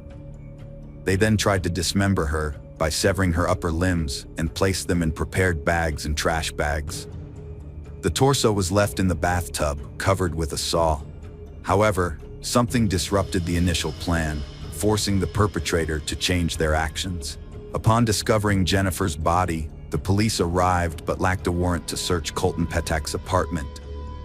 Initially, they could only observe the scene and secure the area. After obtaining the necessary warrant, a thorough search of the apartment was conducted. The investigation turned up 3.38 caliber shell casings, and the firearm was found in Petak's car, parked in the garage. A large, blood-stained machete was recovered from the dishwasher. Toxicology reports showed that Jennifer had alcohol, marijuana, and methamphetamine in her system at the time of her death. In one of the rooms, investigators found a road atlas with certain pages torn out, specifically those highlighting routes in southwest Texas. This discovery provided a crucial clue, suggesting the reason behind the apartment owner's sudden disappearance. Colton Petak had fled the area. As a result, law enforcement immediately issued a warrant for his arrest. Colton was born in Bryant, Arkansas, and grew up to be a charming and clever boy who was popular among his female peers during his teenage years. His father's successful agricultural business provided the family with a comfortable lifestyle. However, this comfort seemed to spoil Colton, making him both ambitious and hot-tempered. In his free time, Colton was passionate about skateboarding and playing the guitar. He attended a Catholic boys' middle school in Little Rock, where he excelled academically, frequently making the honor roll. He was also a National Merit Scholarship finalist in 2000. By his senior year, Colton had started to get into trouble with alcohol and fights, largely due to his association with a group of wealthy kids who lived a life of leisure, often hosting parties with undesirable consequences. Despite these problems, his high graduation scores secured him admission to the University of Texas at Austin. Unfortunately, he failed to focus on his studies, instead continuing his reckless lifestyle, losing friends, and earning a reputation as a frequent drinker and marijuana user. If not for his self-destructive tendencies, Colton could have had a bright future. Colton was kicked out of his university fraternity and began selling drugs. His parents tried to help him overcome his addiction, even going so far as to take him back in at home. In the spring of 2004, Colton met Jennifer at a party, and they immediately clicked. Despite her tendency to idealize people, Jennifer decided to take a chance on Colton rather than walk away from the potentially dangerous relationship. Over time, their friendship blossomed into romance. As their relationship grew, Jennifer started using illegal drugs with Colton. His apartment, once luxurious, became a hub of excess, with drug use becoming a normal part of their daily lives. As a result, Jennifer's addiction worsened. Her parents repeatedly attempted to intervene, even giving her a car in the hopes that she would spend more time at home. However, each time she returned, her promises to change were short-lived. Colton's condition deteriorated, and he became increasingly paranoid. In an attempt to emulate a gangster, he started carrying a gun and knife. In 2004, he was arrested for possessing illegal substances and even attended a rehabilitation program, but he showed no genuine commitment to overcoming his addiction. Jennifer's parents visited her, but the visit was disappointing. She had failed to keep her promises, had lost a significant amount of weight, and looked unwell. Her family suggested she seek treatment at a rehabilitation center, but she refused outright. This upset her parents, Sharon and Jim, who then cut off her financial support, hoping that their tough love approach would motivate her to take control of her life. With no money, Jennifer had no choice but to move in with Colton. What happened between Jennifer and Colton in his apartment remains unclear. But after living with him for a month, Jennifer made the decision to leave. A friend came to her rescue, offering a room and emotional support. Although Jennifer confided in her friend about her fears and no longer felt safe around Colton, she chose not to elaborate on the details. Whatever it was, it clearly terrified her, and she refused to consider getting back together. When Colton showed up asking her to take him back, Jennifer stood firm in her decision. Her resolve only strengthened when she noticed he was carrying a knife. She urged him to calm down and suggested they maintain a platonic relationship instead. To her surprise, he agreed. From then on, Jennifer kept her distance from Colton and began rebuilding her relationship with her parents. For the first time, her life was slowly getting back on track. In early 2005, Jennifer started dating Scott, a single father who seemed like a breath of fresh air. Unlike Colton, Scott led a stable life, working as a waiter, playing keyboards in a band and singing, all while staying sober. As they spent more time together, Jennifer's self-confidence grew, and she even looked healthier by his side. She took on a maternal role, caring for Scott's daughter and keeping their home. However, she still had a lingering fear that she might flee at a moment's notice if Colton were to call her again. Colton moved to the Orange Tree Apartments near the university after Laura Hall arrived. The complex had a pool, making it a party spot. Colton's behavior remained unpredictable, with friends reporting he played Russian roulette alone. It was at one of these parties he met Laura Ashley Hall, who became infatuated with him.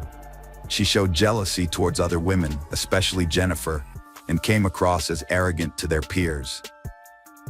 Colton and Laura started dating soon after. Like Jennifer, Laura was deeply drawn to Colton. When he was sentenced to 60 days in jail in June 2005, Laura sent him all her earnings, even going into debt.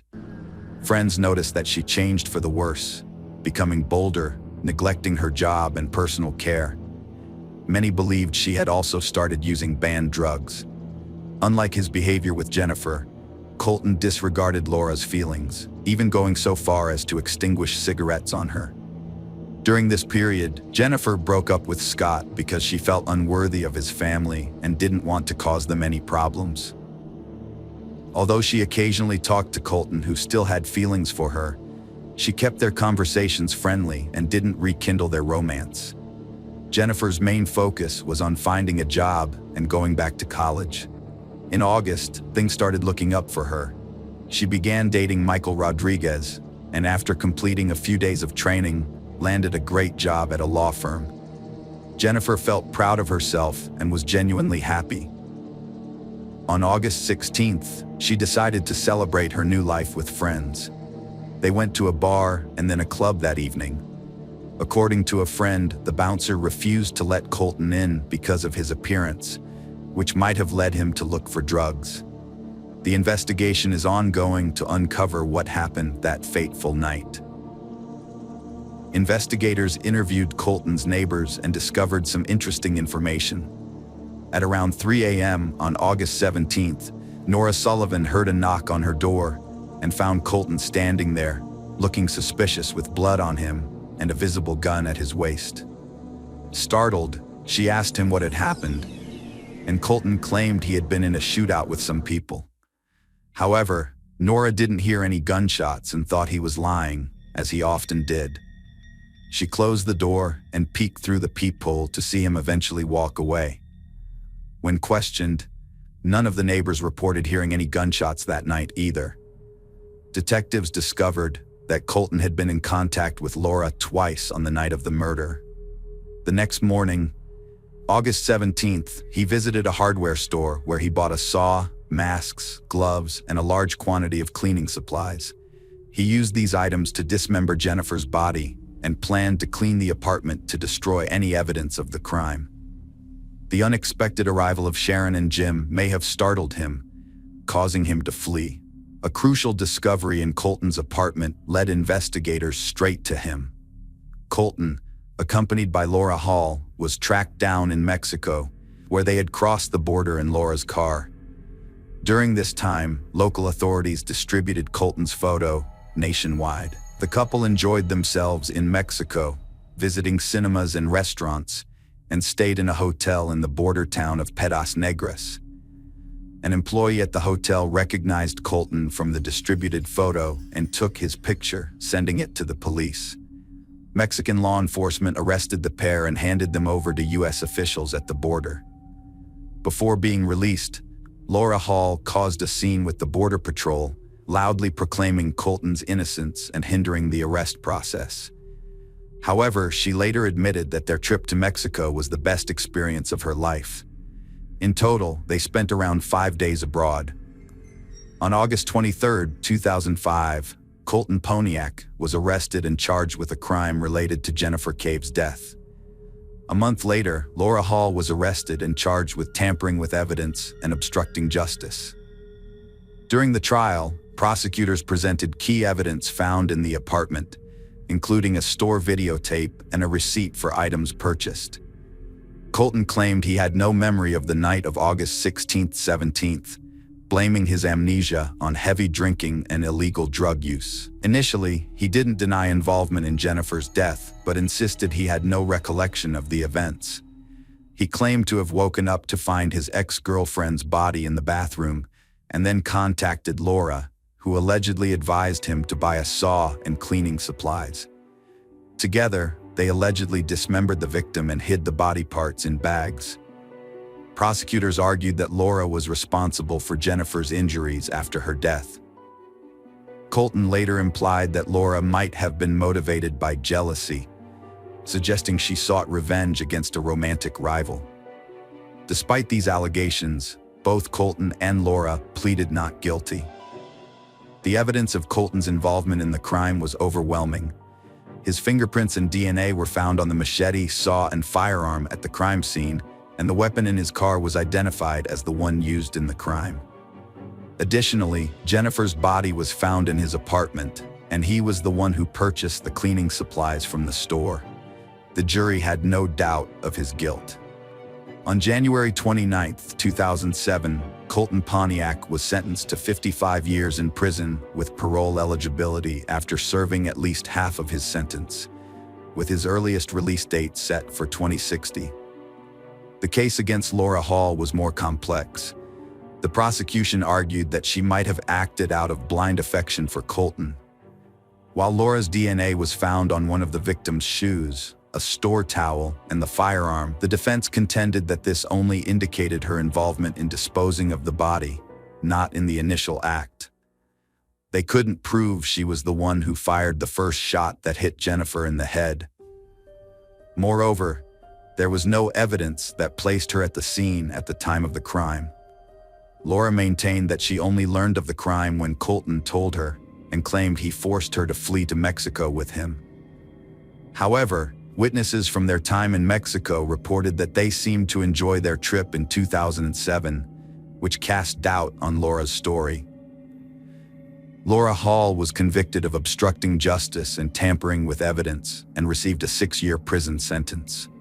In a subsequent trial in 2010, she was given the maximum sentence of 11 years and a $144,000 fine. She was paroled on March 15, 2018, with GPS monitoring, and completed her sentence in August of the same year. However, her current whereabouts are unknown. Colton Poniak is still in prison, where he has filed multiple appeals, all of which have been unsuccessful. Throughout these appeals, he has consistently claimed to have no memory of the tragic events of that night. However, he has revealed that there are witnesses who claim Laura confessed to Jennifer's death. Poniak alleges that during the trial, the prosecutors were aware of this information, but failed to disclose it to his defense team, suggesting that he may have been set up. Although Poniak's legal motions were denied, this revelation has raised questions among the public. Moreover, Jennifer's parents believe that Laura's punishment was too lenient. They are convinced that she played a more significant role in Jennifer's death than she admits. Unlike Colton, Laura has never expressed remorse or regret for Jennifer's death, often referring to her as that girl or the dead girl, and sometimes using derogatory terms. To this day, the specifics of that fateful night remain a mystery. Jennifer is the only one who knows the truth that the walls of Ponak's residence keep hidden. Unfortunately, the dead cannot reveal their secrets. Jennifer's life was tragically cut short in its prime. If only she had realized sooner that staying away from certain people and cutting off ties with them can be a means of self-preservation. Hello friends, welcome to our channel. Today we're going to take a look at another horrible case with you. The case of Yvonne Baldelli. Yvonne Baldelli was born on June 30th, 1969, in a small town in Southern California. She was the youngest of 3 children born to Marjorie and James Fold, with 2 older siblings, Michael and Michelle. Yvonne was especially close to her sister Michelle from a young age. Tragedy struck when Yvonne was 13, with the loss of her mother after a long illness. Her father James remarried a year later to Lillian, who turned out to be a kind and caring stepmother. Yvonne and her siblings developed a wonderful relationship with Lillian, who treated them as her own. Yvonne pursued a good education and experimented with various career paths, but her true passion lay in fashion design. She dreamed of turning her hobby into a successful business. However, her personal life was marked by misfortune. She had 2 failed marriages, the last one ending in divorce from Kevin Baldelli in 2007. Adding to her woes, Yvonne underwent surgery in her youth, which was followed by complications that left her unable to have children. After her second divorce, Yvonne lived a solitary life in her small apartment, where her only constant companion was her beloved dog, whom she lovingly referred to as her child. Despite her challenges, Yvonne remained close to her family, calling her father and sister daily and making it a point to visit them at least once a month. In 2009, as Yvonne was approaching her 40th birthday, she met Brian Brimmager, a married Marine with a young son. Despite being committed, Brian was open to an extramarital affair and confided in Yvonne about his unhappy marriage, stating that his only reason for not filing for divorce was the welfare of his child. Yvonne was taken by Brian's fit appearance and believed him. Having had a loveless marriage, she knew it was tough to leave, especially with kids. She didn't pressure him, thinking his child was the main issue. Little did she know, Brian was a charming liar, using his looks to juggle multiple relationships and fake promises. It became clear that Brimmager, who was married, was having an affair with not 1, but 2 women. One of them was Yvonne, and the other was Christine Verhoeven, a beautiful blonde with many influential contacts. Christine worked as an analyst at the White House. When Yvonne found out that her lover, Brian, was cheating on his wife with another woman, she decided to take action. Gathering her courage, she called Brian's wife to inform her that her husband was having an affair, not only with her, but also with another woman. This shocking news sparked a major scandal, forcing Brian to make a difficult decision. In the end, he chose Yvonne, although it's possible that she influenced his decision. A few months later, Brian officially divorced his wife and moved in with Yvonne.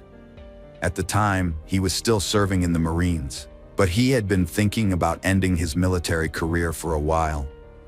They seemed genuinely happy, but Yvonne's family remained skeptical of her new partner, questioning the sincerity of his feelings for her. In the summer of 2011, Brian started talking about making drastic changes to his life, including leaving the Marines, moving away from the city, and settling down on a tropical island. Yvonne shared his vision, supported him in everything, and was ready to follow him wherever he chose to go.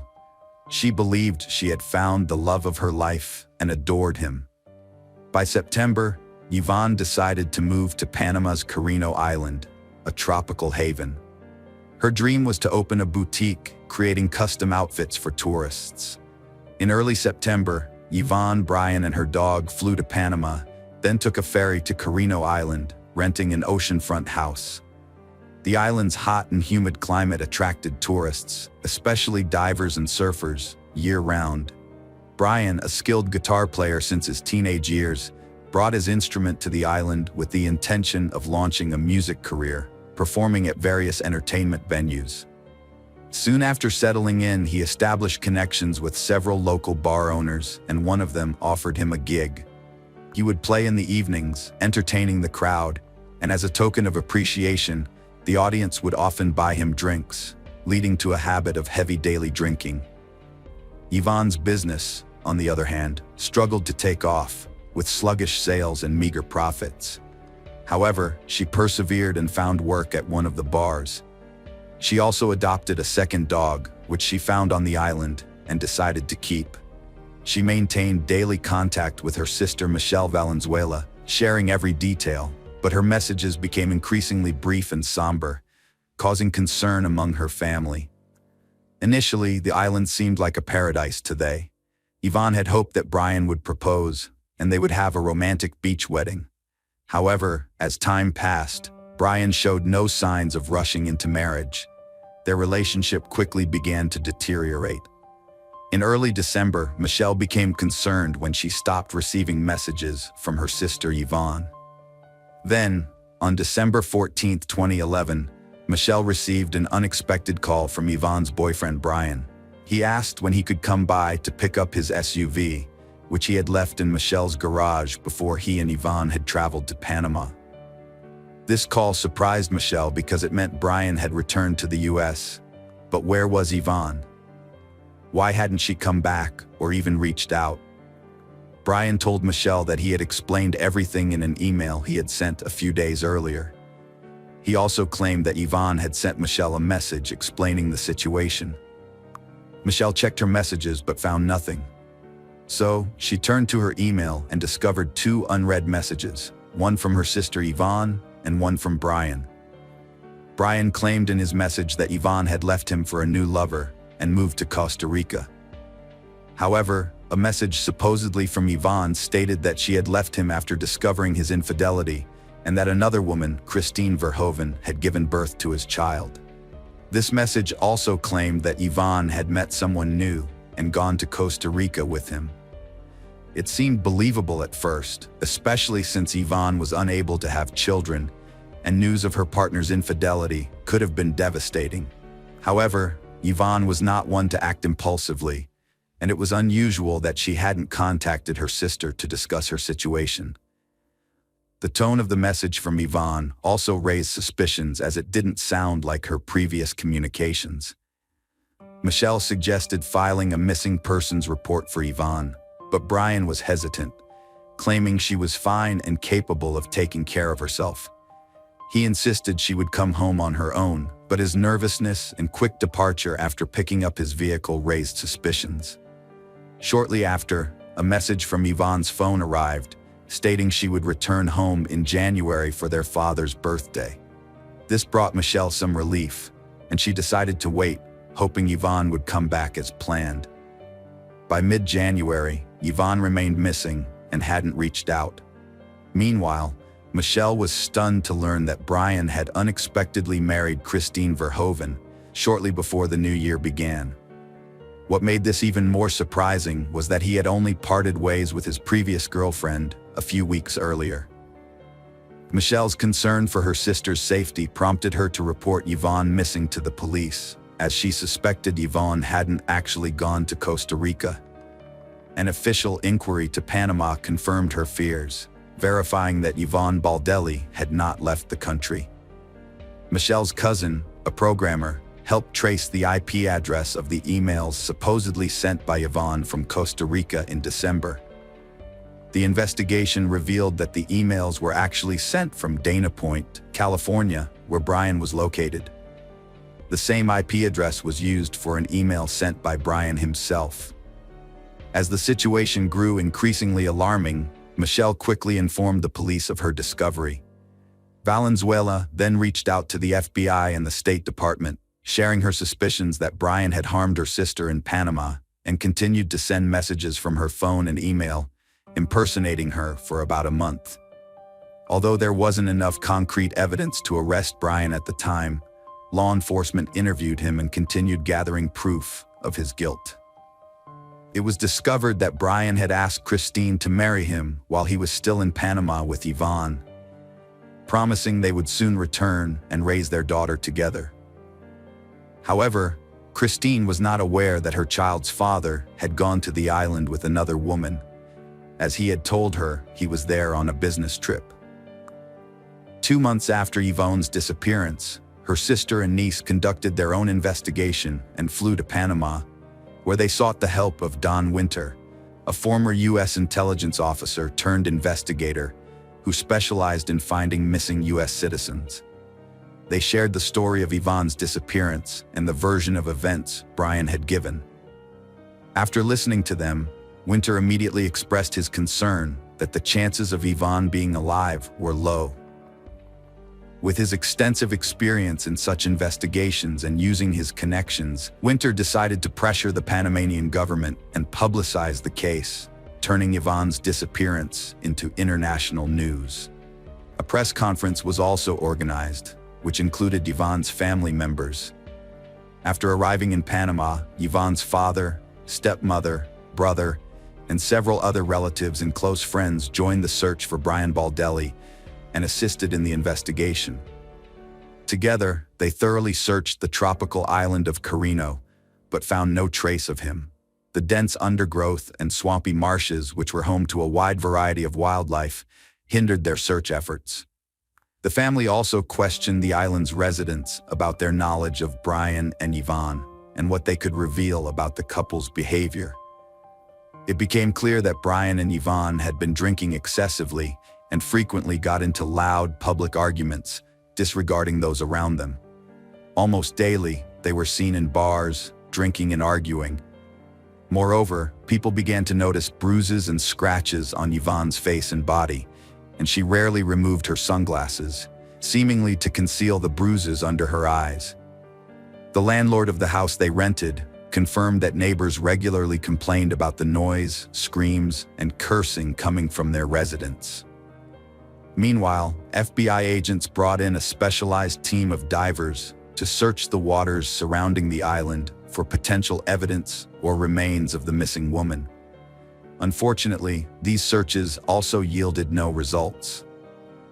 From the start, Brian was the main suspect in the case, but there was no solid evidence to charge him with. He repeatedly denied any involvement, sticking to the same story that his ex-partner Yvonne had run off with another man. It wasn't until September 21, 2012, that Brian was finally questioned by the police and a search of his home was conducted. At that time, his wife Kirstie was at work and Brian was unemployed, staying at home to take care of their child and enjoying his favorite hobby, playing golf. Brian claimed Yvonne left him after discovering his child with another woman, but became anxious when police found Yvonne's laptop on his table. The laptop had messages sent after she supposedly left, including a photo of Yvonne with a bruise and a conversation between Brian and his mistress about their secret affair. The search history showed queries about cleaning blood stains and removing blood from a mattress. These pieces of evidence were significant but circumstantial, as neither Aon's body nor a mattress with blood stains was found. The fact that Brian had been sending messages pretending to be Aon didn't definitively prove his guilt. However, a discovery by Don Winter shed more light on the case. Before leaving Panama, Brimminger had sold a machete he owned to a buyer online. During their conversation, he jokingly said he had used the weapon once to finish off a stripper. Although the machete was seized for examination, it didn't initially yield any conclusive evidence. The long-awaited arrest was still pending. Meanwhile, the police had overlooked a crucial detail: Yvonne's bank card, which Brian used after her disappearance to make it seem like she was still alive. Before returning to the US, Brian went to Costa Rica and used the missing woman's card a few times, creating the illusion that she had fled there. He paid for his tickets in cash and withdrew money from different locations in San Jose, eventually draining the card before discarding it. However, Brian didn't realize that he was caught on surveillance cameras at the ATMs. In July 2013, a year and a half after the woman vanished, her relatives, armed with evidence collected by the police, FBI agents, and Don Winter, finally succeeded in getting Brian arrested. At first, he was held on charges of lying and obstructing the investigation, as there wasn't enough evidence to charge him with anything more serious at that time. By then, Kirstie had given birth to a second son just a week before his arrest, making Brian a father for the second time. The authorities tried to have an open conversation with the suspect, offering him the opportunity to admit to the crime and reveal the location of Yvonne's body. However, Brian consistently denied any involvement. His lawyer also claimed that since there was no body or direct evidence linking Brian to Yvonne's disappearance, there was no proof of his guilt. In the swamp on the island of Kinero, a worker stumbled upon a gruesome discovery just 2 months after Brian's arrest.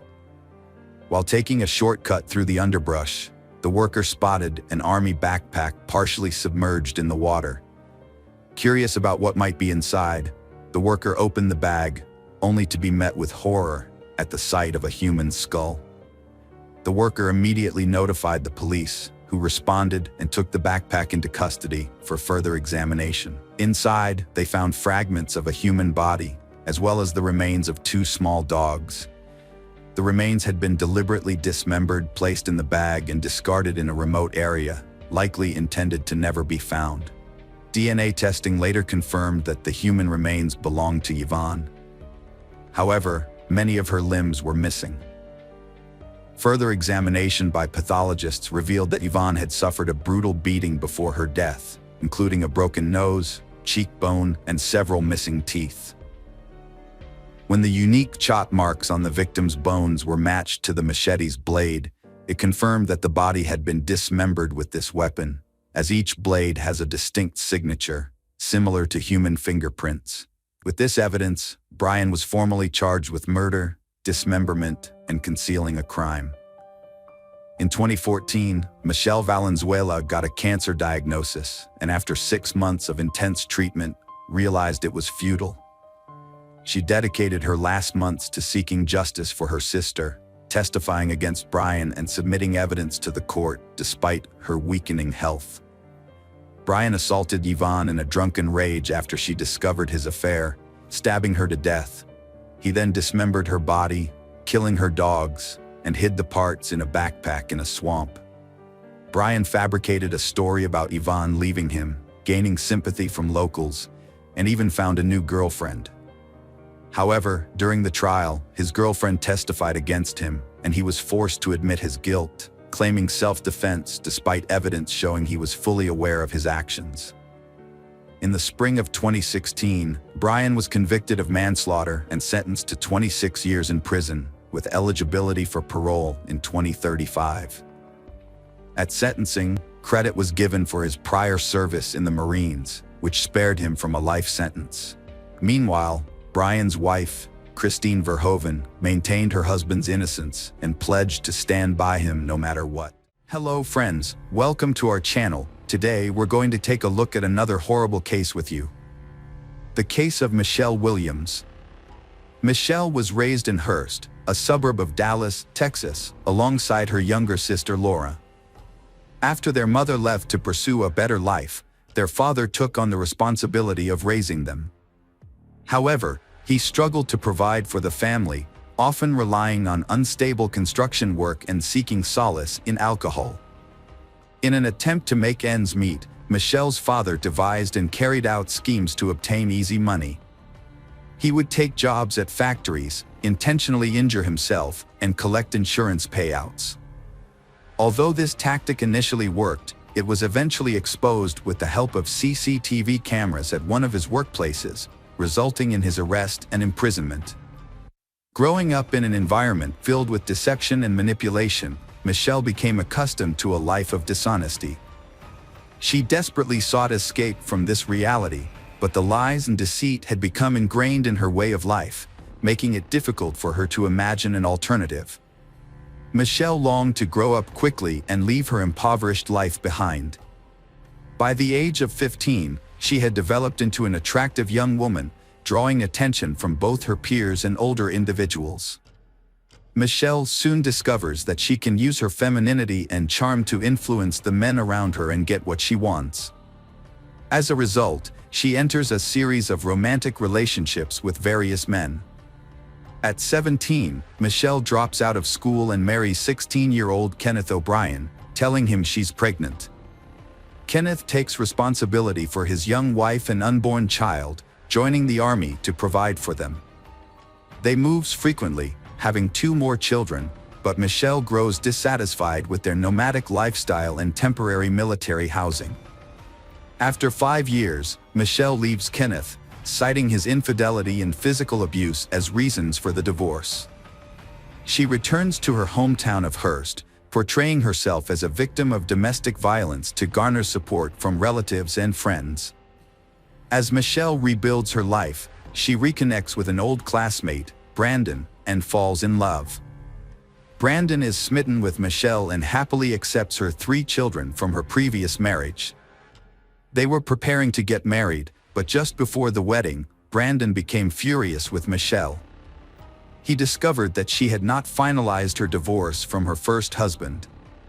Michelle had been afraid to discuss the divorce with her ex-husband due to his abusive behavior, and as a result, she hadn't sent the necessary documents.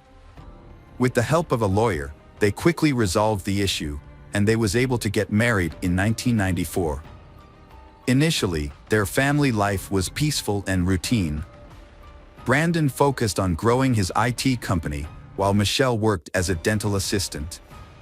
However, Michelle had bigger aspirations. She began bringing home various dental equipment and supplies. Brandon's concerns grew as he suspected something was wrong. It was later revealed that Michelle had been stealing. Fortunately, they avoided going to trial. However, this incident marked the beginning of Brandon's trust issues with his wife. When neighbors reported that cars frequently visited their house while Brandon was at work, he installed a tape recorder in several rooms. Upon listening to the recordings, he discovered that various men were visiting their home throughout the day. Brandon conducted his own investigation and discovered that Michelle's first marriage ended in divorce due to her repeated infidelities, contradicting her claim that it was her husband's abuse. Upon learning this, Brandon reached his limit and requested a divorce. Enraged that Brandon was the one to initiate the split, Michelle sought revenge while he was away at work. Brandon had a valuable saltwater aquarium with thousands of dollars worth of fish. Michelle destroyed it by pouring Comet into the tank, killing all the fish.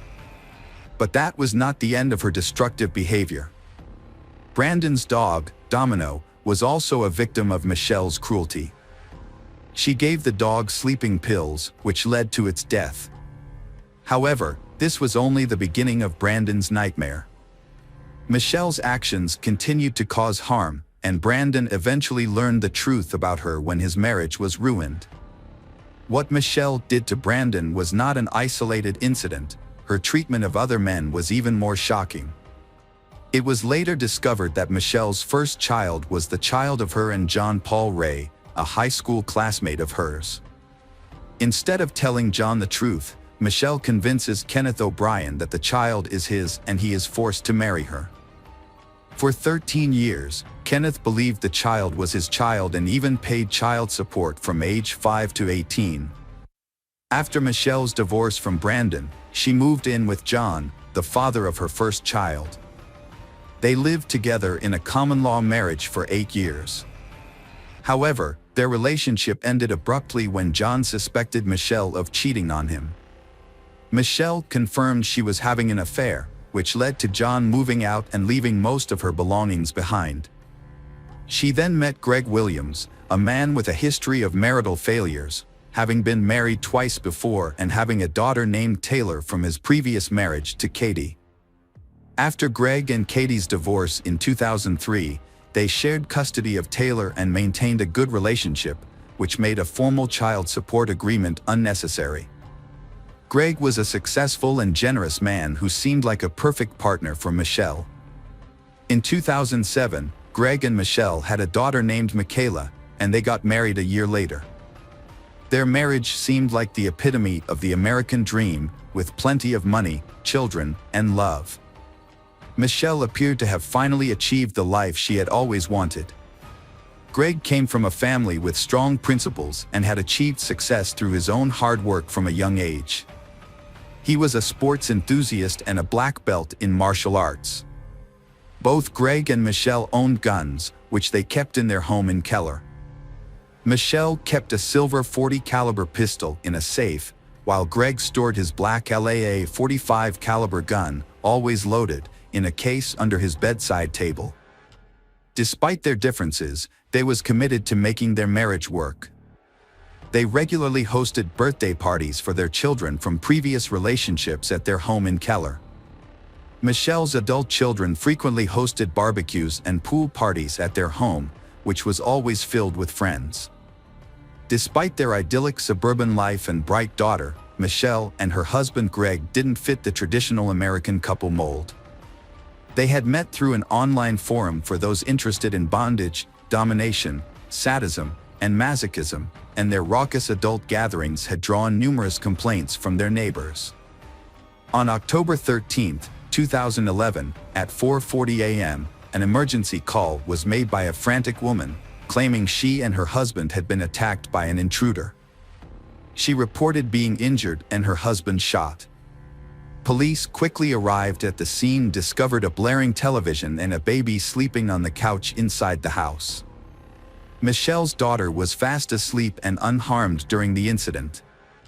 However, Michelle's behavior raised suspicions among the police officers who arrived at the scene. Despite claiming to have just experienced a burglary and assault, Michelle appeared remarkably calm and composed. Her hair was styled, and she was fully dressed, which seemed inconsistent with her story.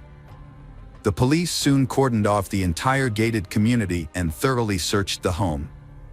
As the investigation progressed, Michelle was taken to the Keller Township Police Station for further questioning.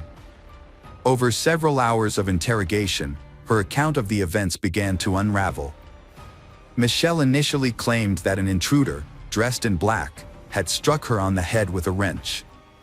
She alleged that she fell to the ground but remained conscious and heard a gunshot. According to her, the intruder then fled through the back door. However, the evidence at the scene contradicted her story. Greg Williams, the victim, was found shot in the head while lying in bed. A .45 caliber handgun and a wrench were discovered near the back door, but the circumstances suggested that Michelle's account was not entirely credible. The investigation found no fingerprints on the weapons and no signs of forced entry. The family's valuables, including a large sum of cash, were left untouched. Security footage revealed that the only car to enter the gated community before the crime belonged to a newspaper delivery person. Michelle attempted to mislead the police by fabricating a story about the attack. She even went so far as to injure herself with a wrench and stage the scene. However, detectives noticed inconsistencies in her account. The discovery of the gun used in the crime, devoid of fingerprints, further raised suspicions. The final discrepancy was the untouched $20,000 in cash, which Michelle couldn't explain. While Michelle was unable to provide a reason for why her husband, a successful businessman and devoted father, would take his own life, she was able to justify her own actions. Michelle claimed she wanted to protect their young daughter from the painful truth about her father's death. She told the police that she had cleaned the gun and washed her husband Greg's hands to remove fingerprints, and then staged a fake home invasion before calling for help. This explanation seemed strange, but it explained why no evidence of an intruder was found. Michelle also admitted to using bleach to clean up the crime scene and hitting herself in the face with a wrench to make the attack look more believable. From the start, the police in Keller suspected that Michelle's story was not true, but at the time, they did not have any physical evidence that linked her to the crime. Michelle was arrested for lying to the police, but she was later released. Around 5 p.m. on the day of her husband's murder, Michelle visited her sister Laura's home. During the evening, Michelle cried occasionally, but her sister felt that Michelle's tears seemed insincere. Notably, Michelle didn't mention her late husband's name once. The next morning, When questioned by police, Michelle appeared to be in a great mood. She was well-dressed, had styled her hair, and was wearing makeup. Despite the ongoing investigation into her husband's death, Michelle went out for breakfast at a popular restaurant. As investigators struggled to find a motive and credible evidence, Michelle inadvertently provided them with both. During her initial interrogation, Michelle claimed she wasn't interested in money. However, her actions after Greg's death told a different story. She quickly began selling off assets from their family businesses and spending large sums of money. Michelle had been cashing checks through her husband Greg's IT company, but the exact amount is unknown. It is likely that the amount was substantial. After selling the Blueberries frozen yogurt store in Keller, Michelle made a crucial mistake. She attempted to claim the payout on Greg's life insurance policy, for which she was the sole beneficiary. The policy was taken out on August 12, 2011, nearly 2 months before Greg's death. However, Michelle overlooked a key detail: the policy did not cover Greg's death since he had taken his own life. As a result, the insurance company denied her the $60,000 payout, which was the primary motive for the crime. Later, another financial irregularity came to light that raised suspicions about Michelle. It was discovered that she had used falsified financial documents to secure a mortgage loan for the house that she and Greg were planning to buy before his death. The account numbers had been intentionally altered, and the lender did not immediately detect the elaborate scheme. Following Greg's death, Michelle canceled a meeting with the mortgage company, and the fake account went undiscussed until it caught the attention of the police. Despite the scrutiny, Michelle felt confident in her ability to avoid consequences and wrote a check for $188,000 to attorney Kenneth Wincorn. She then took a week-long vacation to Grapevine with her children. During a 3-month investigation into Greg Williams' death, police uncovered a web of deceit spun by his wife, Michelle. An autopsy revealed that Greg was shot from a distance of 12 to 18 inches. A toxicology report also showed that Greg had a large amount of sleeping pills in his system at the time of his death. Further investigation found no evidence of a break-in or assault on the house. Instead, police determined that Michelle had sedated her husband, turned up the TV volume, and shot him from close range. Their daughter was asleep in her room and did not hear the shooting. On November 3, 2011, the Tarrant County Medical Examiner officially ruled Greg's death a homicide. Michelle Williams was arrested on January 9 while on her way to a fitness center. She was charged with murder, tampering with evidence, and providing a false statement to police. As the sole witness and suspect, Michelle's bail was set at $522,000.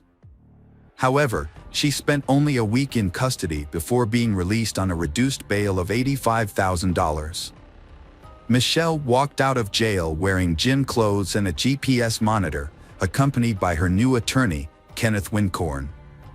However, this news infuriated Kathy, Greg's first wife, as she had paid Wincorn with money from Greg's estate, which she believed should not be used to defend Michelle, who was accused of killing Greg. According to online court records, Kenneth Wincorn's law firm had handled Greg and his ex-wife Kathy's divorce in 2003, and his name appeared on documents related to the custody agreement for their daughter Taylor in 2008. However, Wincorn later provided evidence showing his company, rather than him personally, had handled Greg's divorce case, which cleared him of the accusations that he had colluded with Michelle. Kenneth Wincorn learned of Greg's murder from an IT company employee. He described the news as shocking. Later, Michelle sought his help after her attempt to profit from Greg's death failed. Michelle changed her name to Shelley and presented herself as a fitness guru on Facebook. She publicly revealed her relationship with Gene Wallace, a friend of her oldest son who is nearly 15 years younger than her. Shelley and Gene opened a fitness club in Bedford and actively promoted it online. Michelle spent the next few months attending court hearings, enjoying her new relationship, and participating in fitness classes while wearing a GPS tracking ankle bracelet. Her courtroom attire often included miniskirts, knee-length boots, and revealing blouses. According to Greg's ex-wife Kathy, Michelle never showed any signs of mourning Greg's death. Rob Conover, a friend of Greg's for over 20 years, attended many of Michelle's hearings. He observed how Michelle skillfully manipulated police officers, portraying herself as an innocent woman in need of protection. On October 9, 2013, 45-year-old Michelle took a plea deal, pleading guilty to tampering with evidence and deadly conduct. Michelle Williams has been sentenced to 18 years in prison for tampering with evidence and engaging in deadly, dangerous conduct. This is a third-degree felony that is only recognized in a few states. Initially, Michelle admitted to cleaning the gun and her husband Greg's body, but the lack of her DNA at the scene raised doubts about the first-degree murder charge. The trial of Michelle Williams, also known as Keller's Black Widow, has begun. Prosecutors allege that she intentionally targeted her husband in 2011 to collect on his substantial life insurance policy. They described the crime as a clearly planned scheme motivated by greed. According to prosecutors, Michelle drugged her husband with sleeping pills and then shot him in the head to collect the insurance payout. Michelle admitted to cleaning the gun and Greg's body, but the lack of her DNA at the scene raised doubts about the first-degree murder charge. In a statement, Michelle's attorney, Kenneth Wincorn, highlighted the challenges in the case due to the thoroughly cleaned crime scene. If the jury finds that Michelle tampered with evidence and cleaned up the crime scene, she could receive a life sentence. During the trial, prosecutors stated that in the hours preceding the violent death, Greg Williams had a heated argument with his wife over financial issues. The altercation escalated to the point where he slapped her for spending a significant amount of money intended for a house down payment. In contrast, Michelle Williams' defense team claimed that Greg Williams took his own life. Defense attorney Clay Graham added that Greg Williams frequently struggled with depression and was known to use sedatives and steroids regularly. Michelle Williams' husband, Greg, was found dead with a self-inflicted gunshot wound. Michelle stated that she attempted to cover up the incident to shield her 4-year-old daughter from the truth. Throughout the court hearings, Michelle maintained a composed appearance but showed some emotional response when presented with photographs of her deceased husband. Michelle planned to blame Greg's ex-wife for the crime, claiming it was due to custody disputes. However, this plan was flawed as there were no actual disputes. Michelle's adult son testified against her, revealing she had asked him to assist in framing Greg's ex-wife. After many hours of deliberation, the jury found Michelle guilty of tampering with physical evidence, a felony offense. She received a harsh sentence, 60 years in prison, with the stipulation that she must serve at least 30 years before becoming eligible for parole. Michelle has not expressed remorse for her actions and continues to evade full responsibility for her crimes. She is currently serving her time at Mountain View Prison in Gatesville, Texas. Hello friends, welcome to our channel. Today we're going to take a look at another horrible case with you. The case of Lindsay Wilson. Lindsay Wilson was a kind and loving young woman. Lindsay had a deep-seated need for connection and love. Her major misstep was that she misjudged her partner and invested herself in their toxic relationship. Lindsay was 17 when she found out she was pregnant. Growing up in a loving and supportive family, she had never expected to become a mother so young. Although she was emotionally mature. What made it even more difficult was that her boyfriend, whom she had been dating since she was 13, abandoned her as soon as he learned he was going to be a father. His sudden departure left Lindsay feeling both upset and scared. Lindsay was all too familiar with the physical and financial strains of motherhood. Her family, the Wilsons, were loving and close-knit, but they had often struggled to make ends meet. Despite their financial challenges, Lindsay's parents had always worked hard to provide for their children. When Lindsay met Mitchell, 5 months into her pregnancy, she felt like she had been given a rare gift. Mitchell, who was 20 years old at the time, was attentive, caring, and gentle. What impressed Lindsay most was that her pregnancy didn't deter him. Instead, he was eager to be involved and supportive. Mitchell told Lindsay that he had fallen in love with her at first sight and wanted to spend the rest of his life with her, raising her child as his own. To show his commitment, Mitchell began working overtime to ensure that Lindsay and their unborn child would not have to worry about anything. 20-year-old Mitchell was a true gentleman. He was attentive and loving to Lindsay, despite her delicate condition. In fact, Mitchell had fallen deeply in love with her at first sight and wanted to spend his life with her, including raising her child as his own. At the time, Mitchell was earning a good income. However, when they announced their decision to get married, their parents were shocked. They felt that their 5-week relationship was too short to withstand the challenges and circumstances that came with marriage. Despite their concerns, Lindsay's relatives noticed a positive change in her since being with Mitchell. She had regained her cheerfulness and good health. However, some of them found Mitchell's behavior to be a bit insincere. Nevertheless, no one interfered with their decision to get married, and instead chose to keep their doubts to themselves. The wedding took place in August 1995, surrounded by a small, intimate group of family and friends, mostly from the bride's side.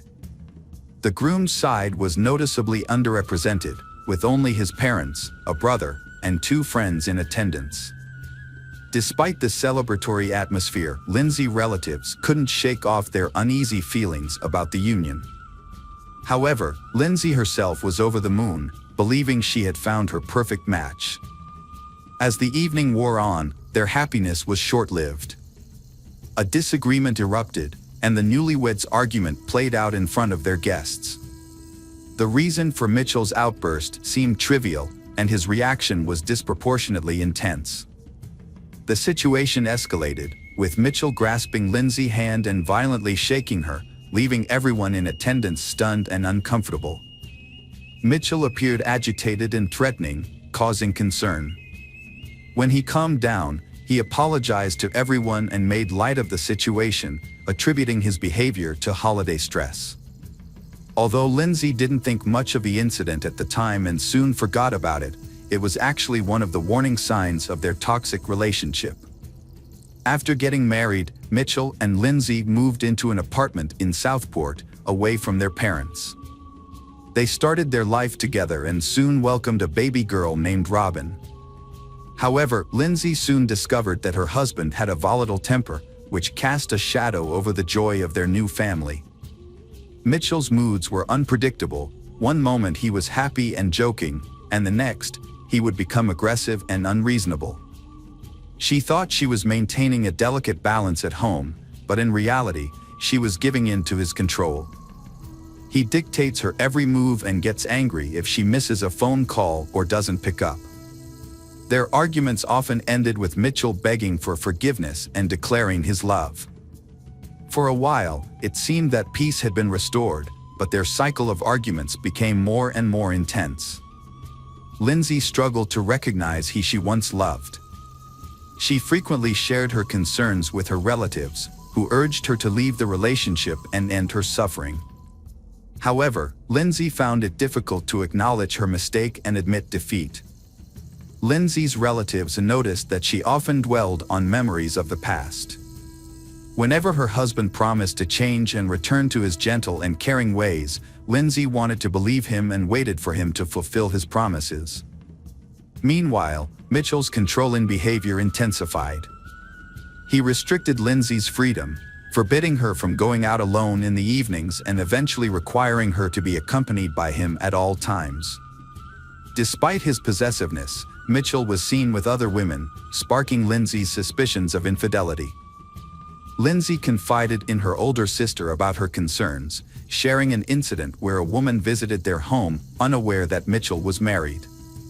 This revelation led to another argument, which escalated into physical violence. Physical abuse gradually became a part of Lindsay's life. To control her and protect his reputation, Mitchell started limiting her interactions with others. He began by restricting her contact with neighbors, friends, and acquaintances, and eventually with her family. Lindsay, unhappy and fearful of being caught and punished, tried to secretly maintain contact with her loved ones. Despite the problems in their relationship, Lindsay stayed with Mitchell. One reason was the comfortable life he provided. He had a good income, supported her and their child, and paid the bills, leaving her without any financial worries. Lindsay's life changed dramatically when she found herself pregnant again. Although her husband, Mitchell, was a good father to her daughter from a previous relationship, she felt that having another child would be unwise in their current circumstances. She decided to have an abortion. When Mitchell found out about her decision, he became furious and verbally and physically abused her. Lindsay packed her belongings and took her daughter to her parents' home. Her family was relieved to see her. At first, Lindsay was happy to be apart from her husband, Mitchell. But over time, she started to miss him. Mitchell, eager to win her back, would call her constantly, begging her to return. Despite initial reservations, Lindsay was eventually won over by Mitchell's claims that he had changed. Everything seems to be back to normal, they are even looking forward to another child. However, their happiness was short-lived. After 6 months, Mitchell's violent temper flared up again. Although he didn't harm Lindsay, who was pregnant at the time, he unleashed his fury on their apartment. He smashed furniture, ripped doors off their hinges, and damaged the walls. He even threw their television out the window and vandalized their car. The landlord, fed up with the destruction, demanded that they pay for the damages and move out. The family's financial situation became even more dire. As a result, they was forced to take out a significant loan and downsize to a smaller, more modest apartment. In October 1997, Lindsay gave birth to their son, Jack. Mitchell was overjoyed at the arrival of his child. However, the relationship between the spouses continued to deteriorate over time. Mitchell often left home for extended periods, sometimes for just a few days, sometimes for an entire week, frequently citing trivial or made-up reasons. Although Lindsay had grown accustomed to her husband's behavior, she eventually reached her breaking point and filed for divorce, returning to her parents' home when Mitchell abandoned her once again. Lindsay realized she couldn't handle the separation from Mitchell on her own, so she reached out to a local charity that supports women in crisis. The charity helped her find affordable housing in a different city, allowing her to start fresh. However, she was worried that Mitchell would find out her new contact information, so she took steps to protect herself. When Mitchell began making threats, she took it a step further and got a restraining order from the police. With the help of a therapist, Lindsay started rebuilding her life. She kept a journal to document her experiences, intending to use it as a warning for her children in the future, so they wouldn't make the same mistakes she did. The journal entries supported what her relatives had said about the problems within the family. Unfortunately, despite her efforts to stay hidden, Mitchell eventually discovered her phone number and began calling her constantly, demanding to see their son. Lindsay, now free, soon felt lonely and couldn't resist her ex's persistence. They started talking and seeing each other again, eventually moving back in together. Ashamed of her weakness, Lindsay kept this a secret, but it eventually came out. Her relatives and friends were shocked and disappointed by her reunion with he they considered a tyrant, and they couldn't understand why she had taken him back. Her relatives continued to dislike Mitchell and cut off most communication with him. Despite their efforts to help her, Lindsay repeatedly returned to the abusive relationship. As a result, her loved ones eventually gave up trying to save her, accepting the situation and distancing themselves. This time, however, Lindsay's decision would prove to have devastating consequences. After Lindsay disclosed her situation, a social worker began monitoring the young family. However, the social worker reported that she had been unable to contact Lindsay for several weeks. Every time she visited the home, Lindsay's husband, Mitchell, would answer the door, and he was also the first to answer any phone calls. Despite the social worker's repeated requests to speak directly with Lindsay, Mitchell would make excuses and prevent her from doing so. The social worker would leave her contact information, but Lindsay never returned her calls. The social worker became concerned for Lindsay's safety and requested a welfare check. When law enforcement responded to the report and visited the address, they too were unable to speak with Lindsay. Mitchell claimed that he had not seen his wife at home for a long time, but he did not consider her missing. Mitchell said that Lindsay participated in a party with a friend on Christmas Eve, returning home early in the morning somewhat intoxicated. This led to an argument with Mitchell. Following the argument, Lindsay packed her belongings and left without saying goodbye to the children. Mitchell claimed Lindsay had left him for another man and no longer wanted to have any contact with him. Mitchell's subsequent media appearances sparked widespread attention. He presented himself as a worried and abandoned husband, pleading for Lindsay to return. However, during these interviews, he also shared intimate details about their marriage, occasionally speaking negatively about his wife.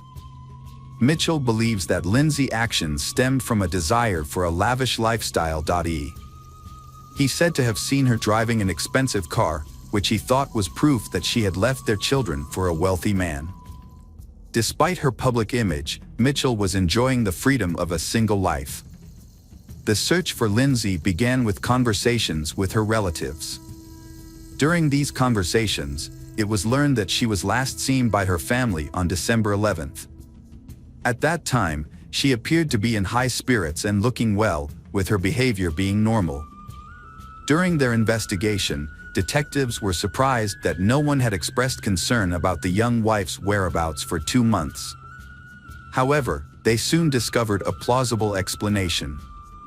Mitchell had a history of limiting his wife's interactions with others, even close relatives. In the past, her family had difficulty staying in touch with her due to Mitchell's controlling behavior, which made it more believable that Lindsay had intentionally kept a low profile for an extended period. The news of Lindsay's disappearance alarmed everyone, despite the initial assumption that she was not the type to be concerned about. She was known for her modest lifestyle and never drank. Additionally, her husband had restricted her from having any contact with the outside world, including friends and acquaintances. Several inconsistencies in Mitchell's statement to the police raised suspicions about his character. It seemed unlikely that Mitchell would willingly let his wife leave, and that Lindsay would not abandon her children to a controlling husband. To clarify the situation, the police conducted a thorough investigation, interviewing all of Lindsay's acquaintances and searching for anyone who may have seen her after the family gathering.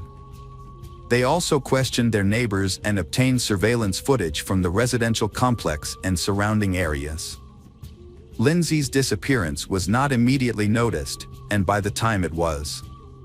However, investigators later discovered that she was last seen in person on December 15th at the local post office, where she sent several letters and postcards. Her older sister confirmed that they met that day, despite Mitchell's disapproval. During their brief conversation over tea, Lindsay handed her sister a note and asked her to read it later. Unfortunately, the sister forgot about the note in her purse and was unable to find it later, leaving its contents a mystery. As the months passed, investigators grew increasingly suspicious that she was no longer alive, given her prolonged absence and lack of contact. Although they couldn't charge Mitchell without sufficient evidence, their suspicions about him intensified as they learned more about their history and relationship. Lindsay's parents and detectives suspected Mitchell was involved in her disappearance, but lacked concrete evidence. Searches at their home and nearby turned up nothing. In a televised interview, Mitchell denied any wrongdoing, even claiming Lindsay's family would eventually apologize for suspecting him. Just before the holidays, Mitchell sent a postcard and hair dye to the lead investigator. The postcard's sarcastic message mocked the detective, implying he needed confidence and to cover his gray hair. This gesture showcased Mitchell's arrogance, despite portraying himself as a victim in the media. The investigation team held an interview to clarify some aspects of the case, but they didn't reveal all the details. They suggested that Mitchell Key, a well-known family man, was not what he seemed to be. In 2000, Mitchell Key found himself at the center of a scandal when it was discovered that he had been forging his wife's signature to claim social benefits. Although this revelation indirectly supported the theory that he was involved in Lindsay's disappearance, the investigators had trouble making progress due to Mitchell's popularity. Many people defended him, arguing that as a single father, he needed financial assistance. Despite this, the detectives were able to charge him with fraud. Mitchell was found guilty and sentenced to a month of community service. Mitchell's situation took a turn for the worse. The forged signature of his missing wife raised more than a few eyebrows, and the public's outrage grew. As the criticism mounted, Mitchell's composure began to fray, and he lashed out at the media for invading his personal life. In a groundbreaking development, a visitor to an amusement park on June 1, 2000, stumbled upon a disturbing discovery that rekindled the Lindsay disappearance case. Their dog's strange behavior near the roller coaster led to the discovery of human remains. Forensic analysis confirmed the remains belonged to Lindsay, revealing she had been the victim of a violent crime. This breakthrough shifted the investigation's focus to finding the person responsible. On June 7, Mitchell was questioned by detectives for over 36 hours, during which time he eventually cracked under the pressure and confessed to murdering and dismembering his wife. According to his testimony, Lindsay had asked for a divorce on December 15, 1998, after meeting with her sister. This request enraged Mitchell, causing him to attack and strangle her in front of their children. He then hid her body in their bedroom, taking steps to conceal the smell. Realizing he needed help to dispose of the body, Mitchell turned to his brother Elliot, a butcher, for assistance. Although Elliot was initially hesitant, Mitchell eventually convinced him to help. While their children played in the next room, the brothers dismembered Lindsay's body and later scattered her remains throughout the city. The murderer showed no remorse or empathy during his confession. Instead, he seemed to take pride in his actions, saying that without his confession, they would never have been able to prove his guilt. He then led the authorities to the locations where he had hidden the victim's body parts.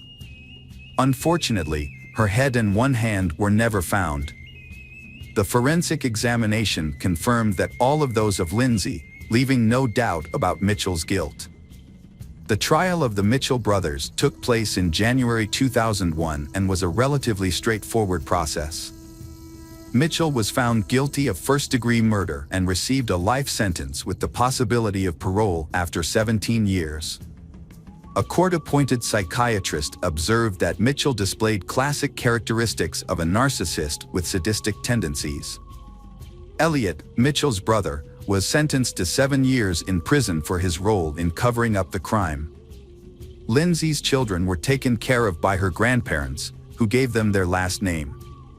3 months after the sentence, the Wilson family faced another tragedy when one of Lindsay's older brothers, unable to cope with the loss, took his own life in the family's attic. In his goodbye note, he expressed his desire to reunite with Lindsay, saying he saw no point in living in a world he considered cruel.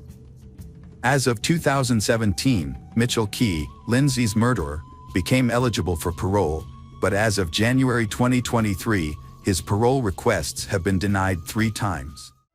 Hello friends, welcome to our channel. Today we're going to take a look at another horrible case with you. The case of Wang Nan. Wang Nan, born in 1987 in Nanjing, China, a major city in former capital, Wang Nan grew up in a relatively affluent family. Her parents provided her with the best possible education and encouraged her to develop her talents. After completing her secondary education, Wang Nan enrolled in a prestigious university, where she studied business and finance, and also learned several foreign languages. Upon graduation, she landed a job at a large travel agency, where she quickly proved herself to be a valuable, responsible, and motivated employee.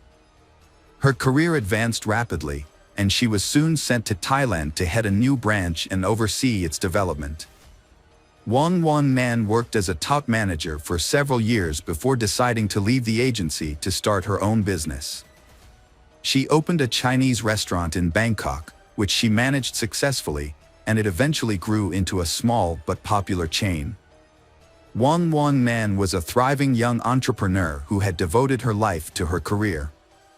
With her constant business engagements, she barely had time for socializing or dating, and her loneliness became a normal part of her life.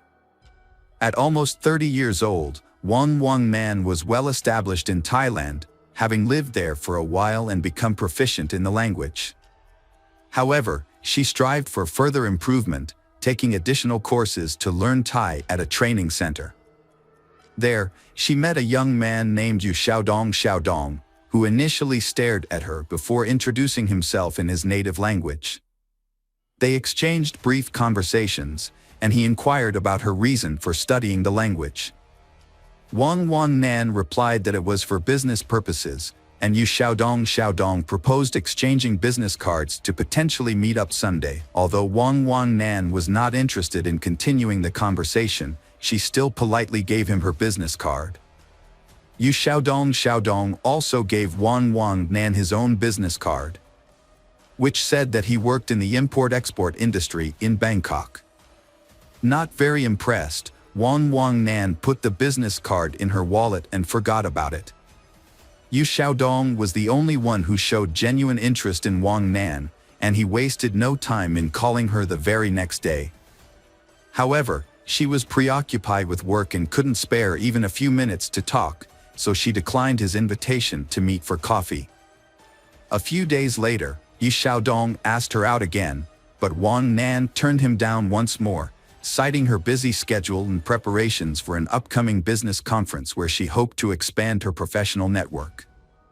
Undeterred, Yu Xiaodong showed up at the conference with a stunning bouquet of flowers and waited for Won Nan to become available. When she was free, he approached her and asked her out once more. This time, Won Nan was charmed by his persistence, which was a new experience for her. No one had ever pursued her so relentlessly before, so she agreed to meet him for dinner. As it turned out, Yu Xiaodong's interest in Won Nan was more than just a passing infatuation. He was completely smitten.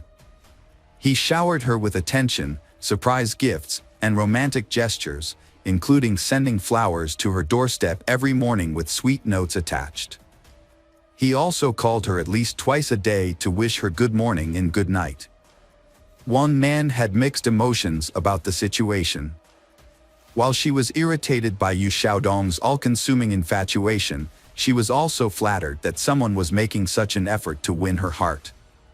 As a result, she found herself unexpectedly entering into a romantic relationship.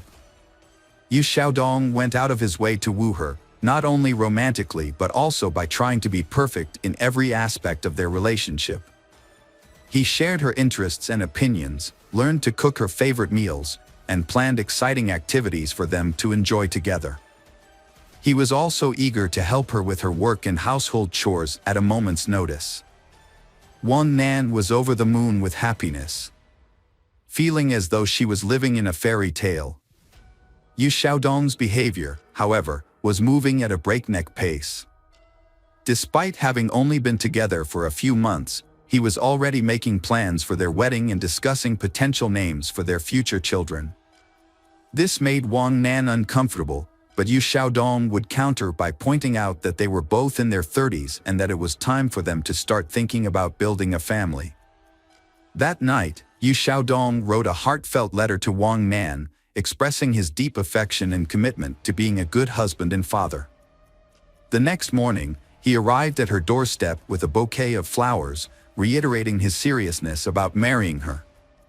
Won Nan jokingly mentioned that the courthouse wouldn't open for another hour and a half, but Yu Xiaodong suggested they go there immediately. To her surprise, the courthouse was open, and the officer responsible for registering marriages was already at his desk, ready to formalize their union. Yu Xiaodong had secretly arranged for a hasty marriage ceremony to take place early in the morning. The whole event was unusual and lacking in formality. There were no guests, no exchange of rings, no wedding dress or veil, and no commemorative photographs. One man couldn't shake the feeling that the whole thing wasn't really happening, especially since she hadn't even introduced her new husband to her mother, with whom she was extremely close. Before she knew it, she was holding a marriage certificate in her hand, and her newlywed husband was standing beside her, beaming with satisfaction. One man's marriage was troubled from the start. She had second thoughts about marrying Yu Xiaodong almost immediately after the wedding. Initially, she had hoped he would be a reliable partner, a man she could depend on. Unfortunately, her expectations were not met, and her new husband's true nature soon revealed itself. Yu Xiaodong spent most of his time at home playing video games, using his wife's money without contributing to their household expenses. Whenever his wife asked him why he wasn't working, he claimed his business was slow due to seasonal fluctuations and that he was just taking a break. However, her suspicions grew as time passed, and she decided to investigate his business. Her findings shocked her. His supposedly successful import-export company existed only on paper and business cards. One man was horrified, realizing too late that she should have had a prenuptial agreement. Now, her husband could freely spend her earnings, and if they divorced, he would claim her assets. During a tense conversation, Yu Xiaodong broke down in tears, promising to turn his life around and find a good job. However, it soon became apparent that he had no intention of looking for work and was content to rely on his wife's support. Yu Xiaodong, a grown man, consistently acted like a child. He spent most of his time playing computer games and expected his wife, Wan Nan, to pay for his personal expenses whenever he helped out around the house or assisted her at the restaurant. Wan Nan eventually had enough and told him she would no longer give him money unless he got a job. The next day, Yu Xiaodong disappeared, taking their marriage certificate and Wan Nan's identity card with him. Wan Nan only discovered the missing documents that evening when her accountant called to inquire about a large transfer of funds from her account. She was shocked, as she had not authorized the transfer. However, she immediately suspected her husband's involvement.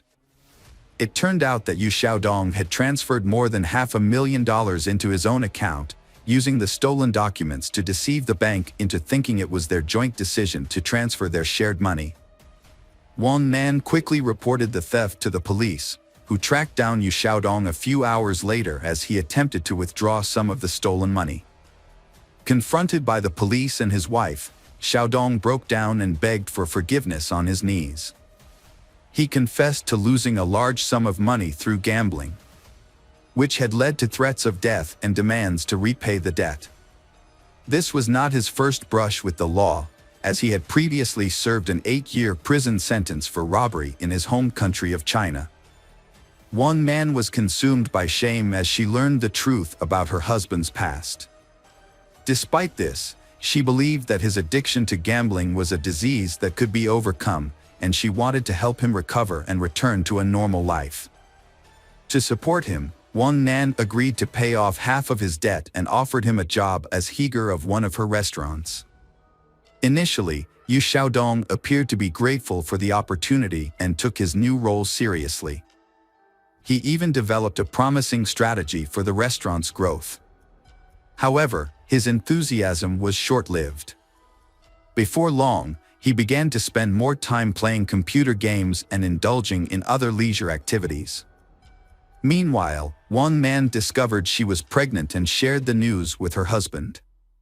Yu Xiaodong initially expressed reservations about the pregnancy, and in a moment of hesitation, asked his wife to consider an abortion, which she flatly refused. The disagreement escalated to the point where he threatened divorce and division of their property, but eventually, his demeanor softened, and he apologized for his rash words. Yu Xiaodong later admitted that his outburst was driven by emotional anxiety, but ultimately, he was happy about the impending arrival of their child. However, things took a dramatic turn 2 months later. During a fateful trip, Yu Xiaodong suggested that his wife purchase life insurance, citing the pregnancy as a reason to safeguard her well-being and that of their unborn child in the event of any unforeseen circumstances. This seemingly caring gesture came after a period of harmony in their marriage, where he had been attentive, supportive, and diligent in his role as a husband and expectant father. Wang Nan quickly agreed to her husband's suggestion and even wondered why she hadn't thought of it herself.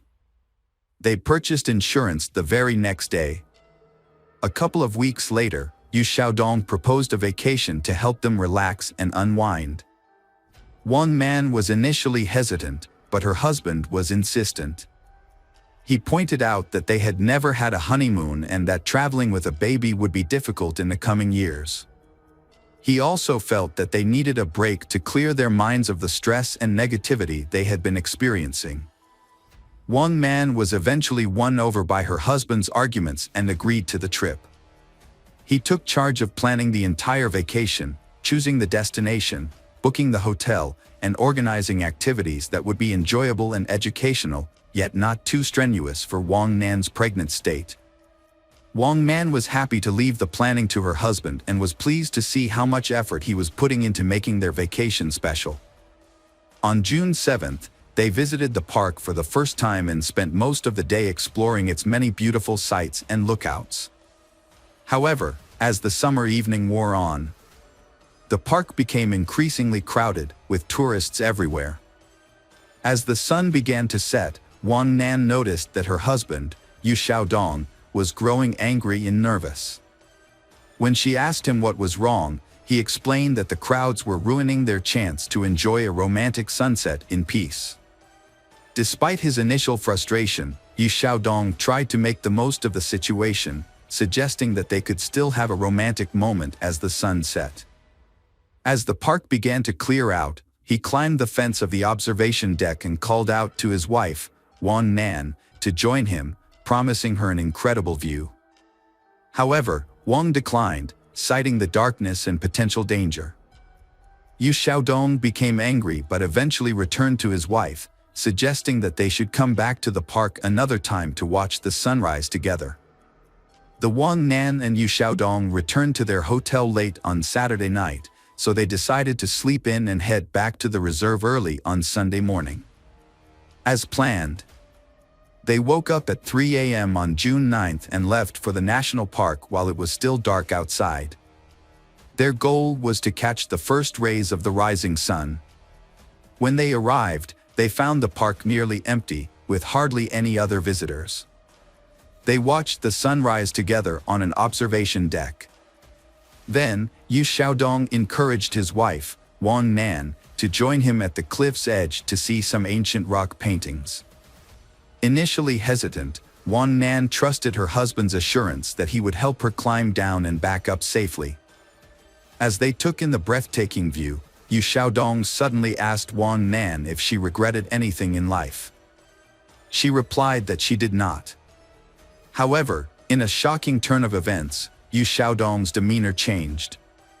He touched his wife's hair, kissed her cheek, whispered "die" in her ear, and then pushed her off the cliff. To avoid detection, he checked their surroundings to make sure no one had witnessed the incident. Looking down, he couldn't see where Wang Nan had fallen, and the silence indicated that there were no witnesses below. Yu Xiaodong calmly walked towards the park exit, planning to report the incident after his wife was surely dead. However, hikers who had wandered off the trail spotted Wang Nan's body on the rocks and immediately called for rescue, reporting the incident. As Yu Xiaodong was leaving the reserve, several emergency vehicles sped past him, sirens blaring. Realizing what was happening, he quickly returned to the scene, pretending to be distressed. There, he put on a convincing performance, crying and begging for help. Convinced that his wife was dead and no one would discover the truth, he remained unaware that Wang Nan's fall had been broken by tree branches, which reduced her speed before she landed on bushes and then rolled onto the rocks. This series of events cushioned the impact, saving her life and that of their child, although she suffered severe injuries. Yu Xiaodong was overcome with grief, crying and lamenting the loss of his wife and child. However, his wife suddenly regained consciousness and attempted to speak, but was unable to. The people around her noticed the genuine horror on Yu Xiaodong's face, but he quickly composed himself and leaned in close to his wife.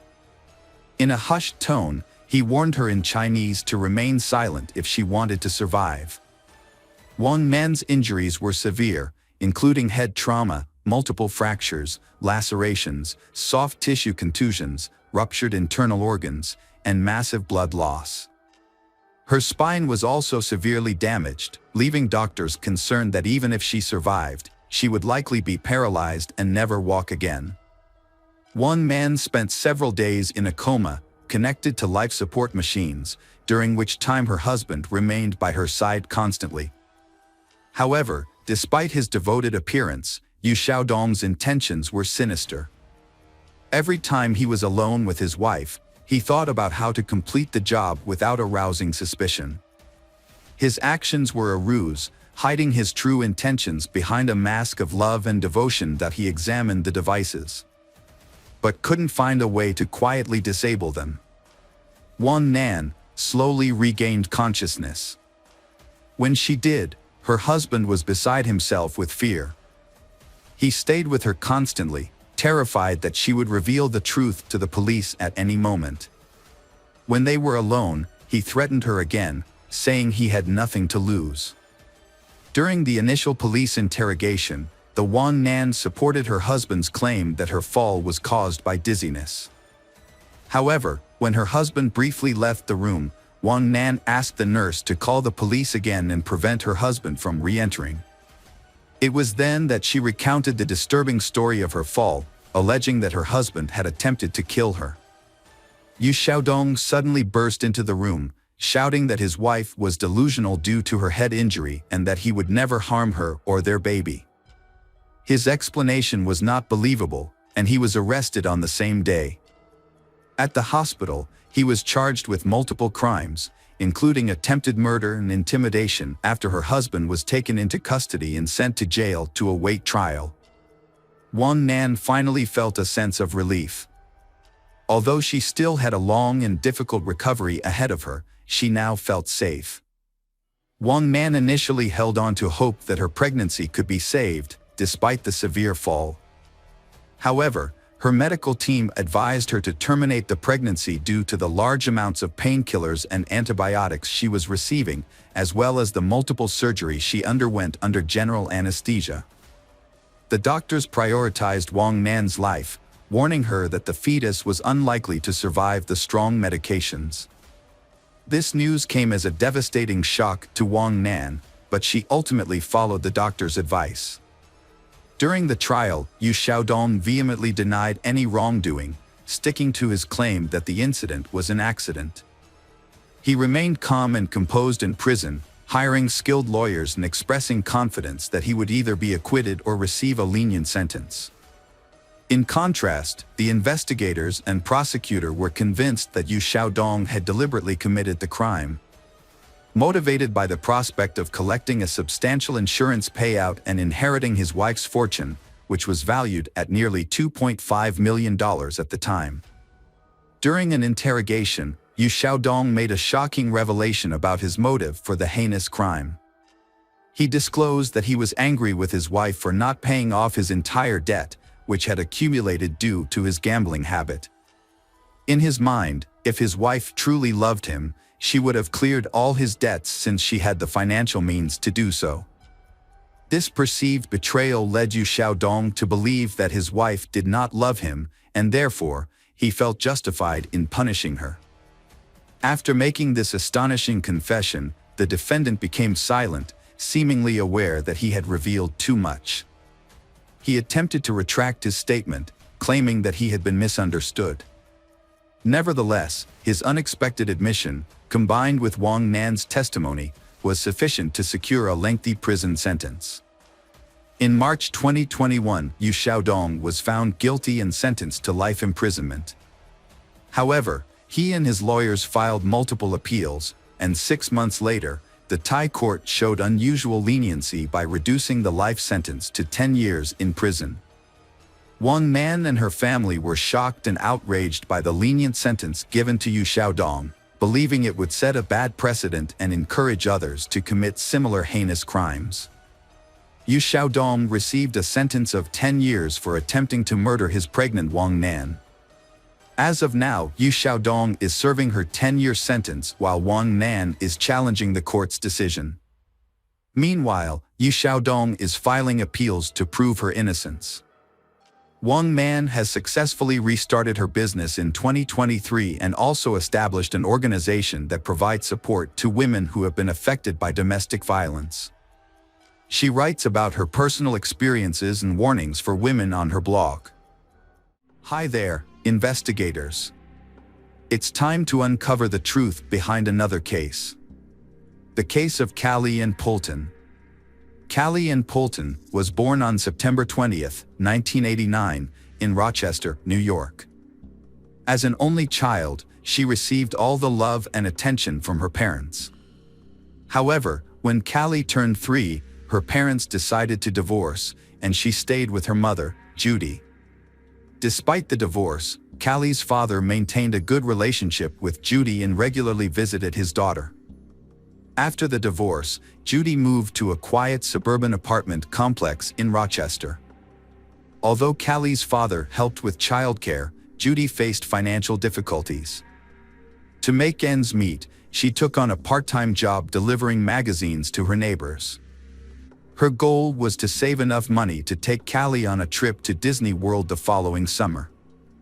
On the evening of May 23, 1994, Judy was preparing for her delivery shift. She was at home, inserting leaflets into the magazines, when Callie asked to go for a walk. It was an evening, and Callie wanted to ride her tricycle. Judy checked outside and saw other children playing in the yard, so she allowed Callie to go out for a short time, instructing her to stay within the yard. Callie ran outside with her tricycle, and Judy planned to finish preparing the magazines and then take Callie to McDonald's after completing her delivery route. Judy stepped outside with the magazines, intending to call out to her daughter Callie, but Callie was nowhere to be seen. Judy looked around the yard, called out her daughter's name, but there was no response. She searched the yard and then the surrounding complex grounds, but Callie was gone. Usually, when Callie rode her tricycle, the creaking of its wheels was noticeable, but now there was silence. As Judy's panic grew, she began to cry out for her daughter, drawing the attention of the neighbors. They joined her in searching for Callie, but no one had seen Callie. The complex was heavily wooded, and a fence separated the houses from the nearby highway, making it unlikely that Callie could have wandered off on her own. Judy knew that Callie was only allowed to ride her tricycle in their yard, and Callie had always obeyed her mother before. It was also unlikely that Callie could have gone far on her small bike without being seen.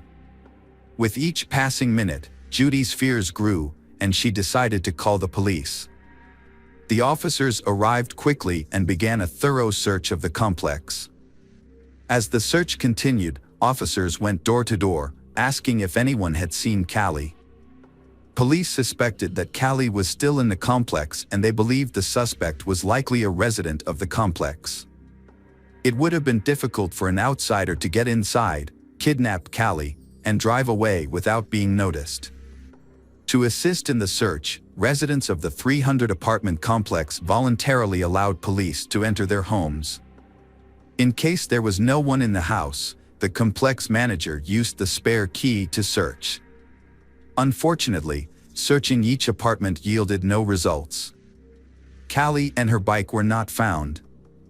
After an all-night search, the case was reclassified as a kidnapping at around 4 a.m.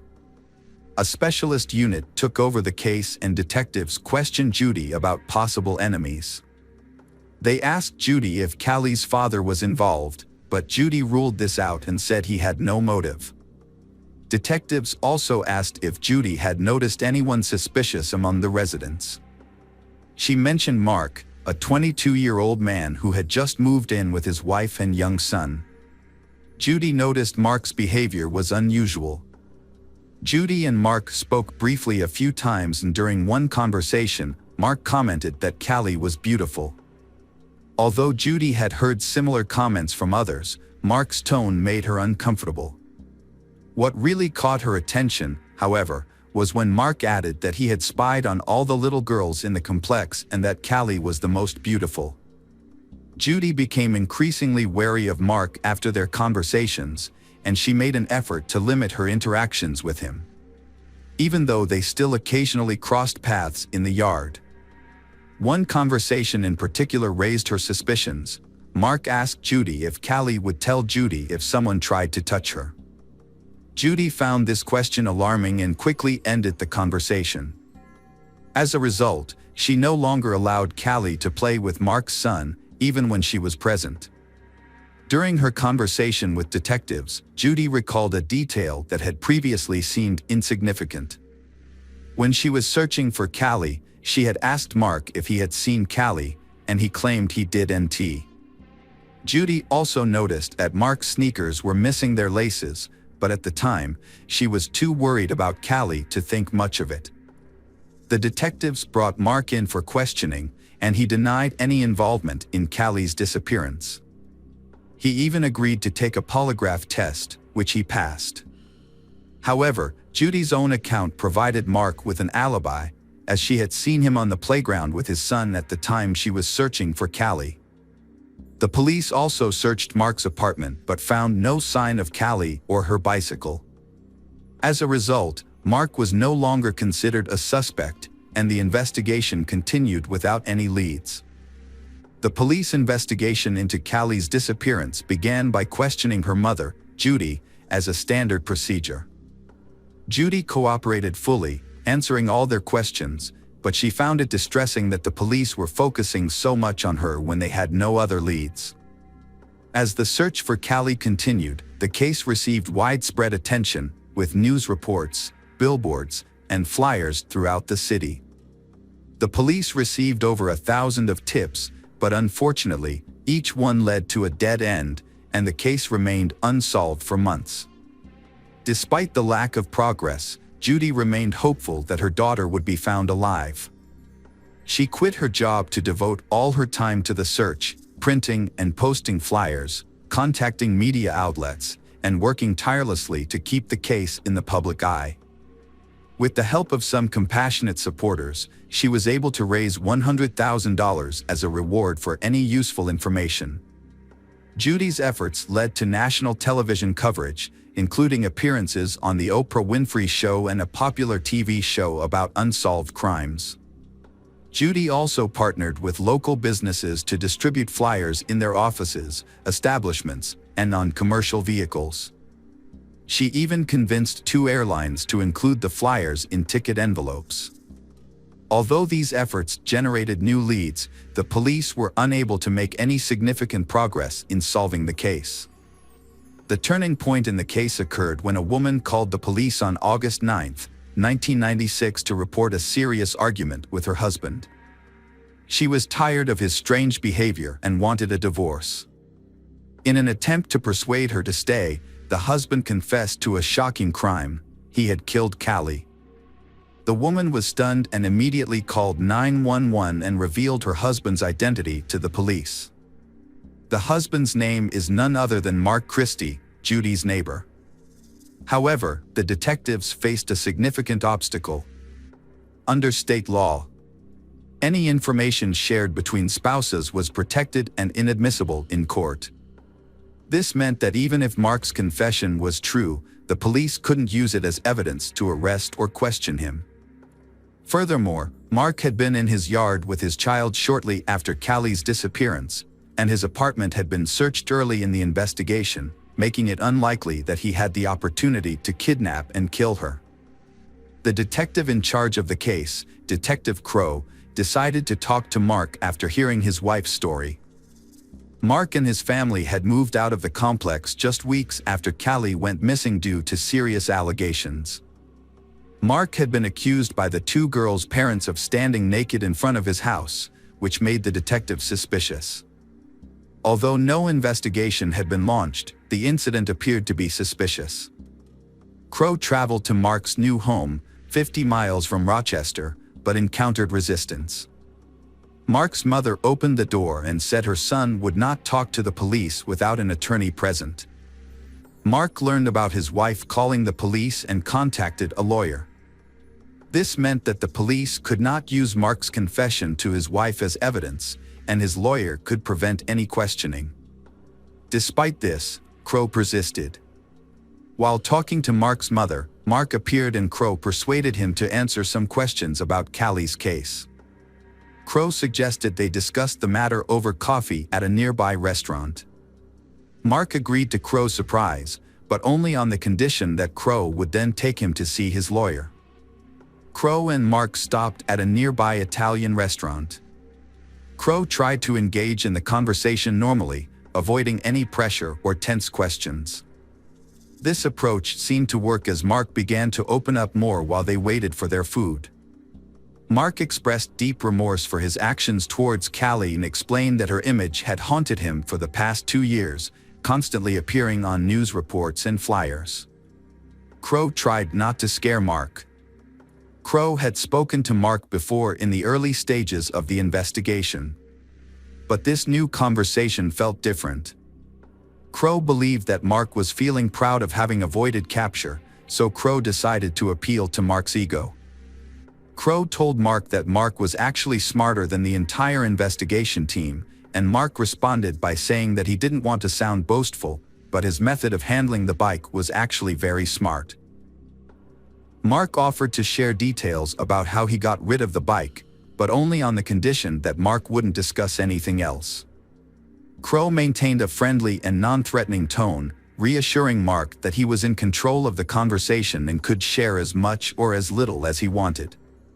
Mark said that Callie's tricycle had been in his apartment 3 days after she went missing. Mark knew that the police would probably search every apartment without a warrant when a child was in danger, but Mark found a loophole in the law.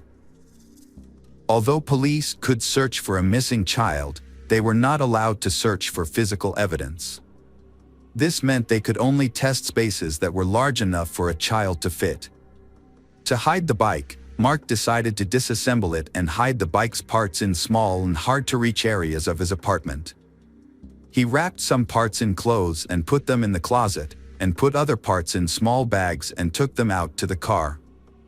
He then dumped the pieces in various locations far from home. Meanwhile, the police were stationed at the exit of the complex, checking each car, but since they were only looking for Callie, the small bags containing the bike parts did not arouse any suspicions. Detective Crow saw an opportunity to get a full confession from Mark. Crow took a sympathetic approach, suggesting that Callie's death may have been an accident and not Mark's fault. Mark asked about the sentence he could face, and Crow estimated it could be about 25 years. Mark felt this was unfair, as it meant he had to spend half his life in prison and away from his family. He also mentioned that he had lived with guilt for 2 years, implying that this should be taken into account when sentencing. Despite Mark's questionable logic, Crow continued to encourage Mark to confess, suggesting it would bring him relief. Mark agreed to tell the truth, but only after consulting with a lawyer. Crow knew that Mark's lawyer would advise Mark against confessing to a crime without solid evidence. So, Crow decided to be straightforward with Mark, explaining that if he didn't tell the truth, Callie's parents would never know what happened to their daughter. Mark responded by saying that Callie hadn't suffered. Crow senses that Mark was confessing and encourages him to do the right thing. Mark looked at Crow and finally admitted to his actions. He repeated that Callie hadn't suffered and Mark confessed to strangling her with his bare hands. He then added that he hadn't done anything else to her. Mark recounted the events of that evening, explaining that Callie had come to his apartment and asked to play with his 1.5-year-old son. Mark let her in and took her bike to the kitchen. Aware that Callie's mother wouldn't approve of her visiting, Mark let Callie go upstairs to play with the child without drawing Judy's attention to the situation. However, when Mark heard Judy calling out for her daughter in the yard about 10 minutes later, he panicked. He knew that Judy would be furious if she discovered that he had let Callie into his house without permission. In a moment of desperation, Mark went upstairs to the children's room and strangled Callie with his bare hands. Detective Crow was skeptical about certain aspects of Mark's story from the start. It seemed more plausible that Mark had lured Callie into his apartment under false pretenses, taking advantage of his wife's absence at work. Once inside, Mark might have attempted to molest Callie, but when he heard Judy calling out for her daughter, he may have panicked and killed Callie to avoid being exposed. Crow recalled that Judy had seen Mark wearing sneakers without laces, which suggested that he had used them to strangle Callie. This detail implied premeditation, contradicting Mark's claim that the crime was spontaneous. To avoid raising Mark's suspicions, Crow decided to continue listening to his story. Mark claimed that after the murder, he left Callie's body in the kitchen and took his son outside to establish an alibi. He deliberately allowed Judy to see him in the playground, hoping to deflect any suspicion. Once Judy began searching the complex, Mark returned home and hid Callie's body in a laundry basket, covering it with clothes. A short time later, he placed the basket in the trunk of his car. Mark confessed that the chaos of the search, with many people looking for Judy's daughter, allowed him to carry out these actions unnoticed. Mark took his son and drove to the building where he worked as a security guard. He parked near the back, left the basket with Callie's body by the door, and then entered the building through the main entrance, telling his co-workers he had forgotten something at work. His toll didn't raise any suspicions. So he made his way to the back door, which he opened from the inside, and retrieved the basket.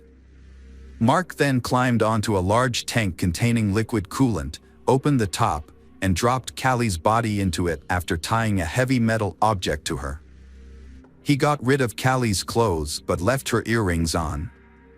After disposing of the body, Mark returned home and joined the neighbors in searching for Callie. By doing so, he had already removed the body from the complex before the police became involved, and no one suspected anything. At the end of his confession, Mark expressed regret for killing Callie, stating it was a mistake. Crow paid for their food, and Mark left a $2 tip before willingly going with Crow to the police station, where he was arrested for murder. When Mark's lawyer found out about the confession, he attempted to retract it, but the attempt was unsuccessful. This was because Mark had provided the information willingly, and Detective Crow had followed proper procedures. As a result, the police went to Mark's workplace, opened the tank, and made a gruesome discovery. Even after 2 years, the victim's body was still inside. Due to the advanced state of decomposition, experts were unable to determine the cause of death or gather any further information. They confirmed the identity of the remains, which was none other than Callie. Mark admitted his guilt to the judge and received a minimum 25-year prison sentence, just as Detective Crow had predicted. Although Mark's lawyer managed to have the kidnapping charges dropped, he was still convicted of murder. However, Mark's case took a surprising turn in 2010. The police reopened a 1988 case involving the brutal murder of 74-year-old Viola Manville, who was killed while walking in a Rochester suburb. At the time, Mark was just 16 years old and was considered a suspect, but he passed a polygraph test, showing no signs of deception. As a result, another man, Frank Sterling, was arrested and eventually confessed to the crime after a lengthy overnight interrogation. Years later, Frank tried to appeal his sentence, claiming that the police had coerced his confession and that he was disoriented by the end of the interrogation. However, his appeals were unsuccessful until 2010, when the case was reopened and new evidence was sent to the lab. DNA analysis revealed the suspect's DNA matched not Frank's, but Mark Kirstie's. Mark, 39 at the time, admitted to murdering Viola in 2011 and received an additional 28 years in prison. Despite his confession, he showed no remorse and never revealed his motives for the crime. Meanwhile, Frank was finally released from prison after 19 years of wrongful imprisonment. He went on to sue the authorities and was awarded nearly $10 million in 2014. However, his life was cut short when he died of a heart attack in 2017 at the age of 54. Mark is currently serving his sentence in prison, but he may be eligible for parole in the near future. It's unclear whether he will be released, and his case serves as a reminder of the importance of thorough investigations. If the investigators had not mistakenly focused on Frank and coerced a false confession, Mark might have been caught earlier and possibly prevented from committing another crime.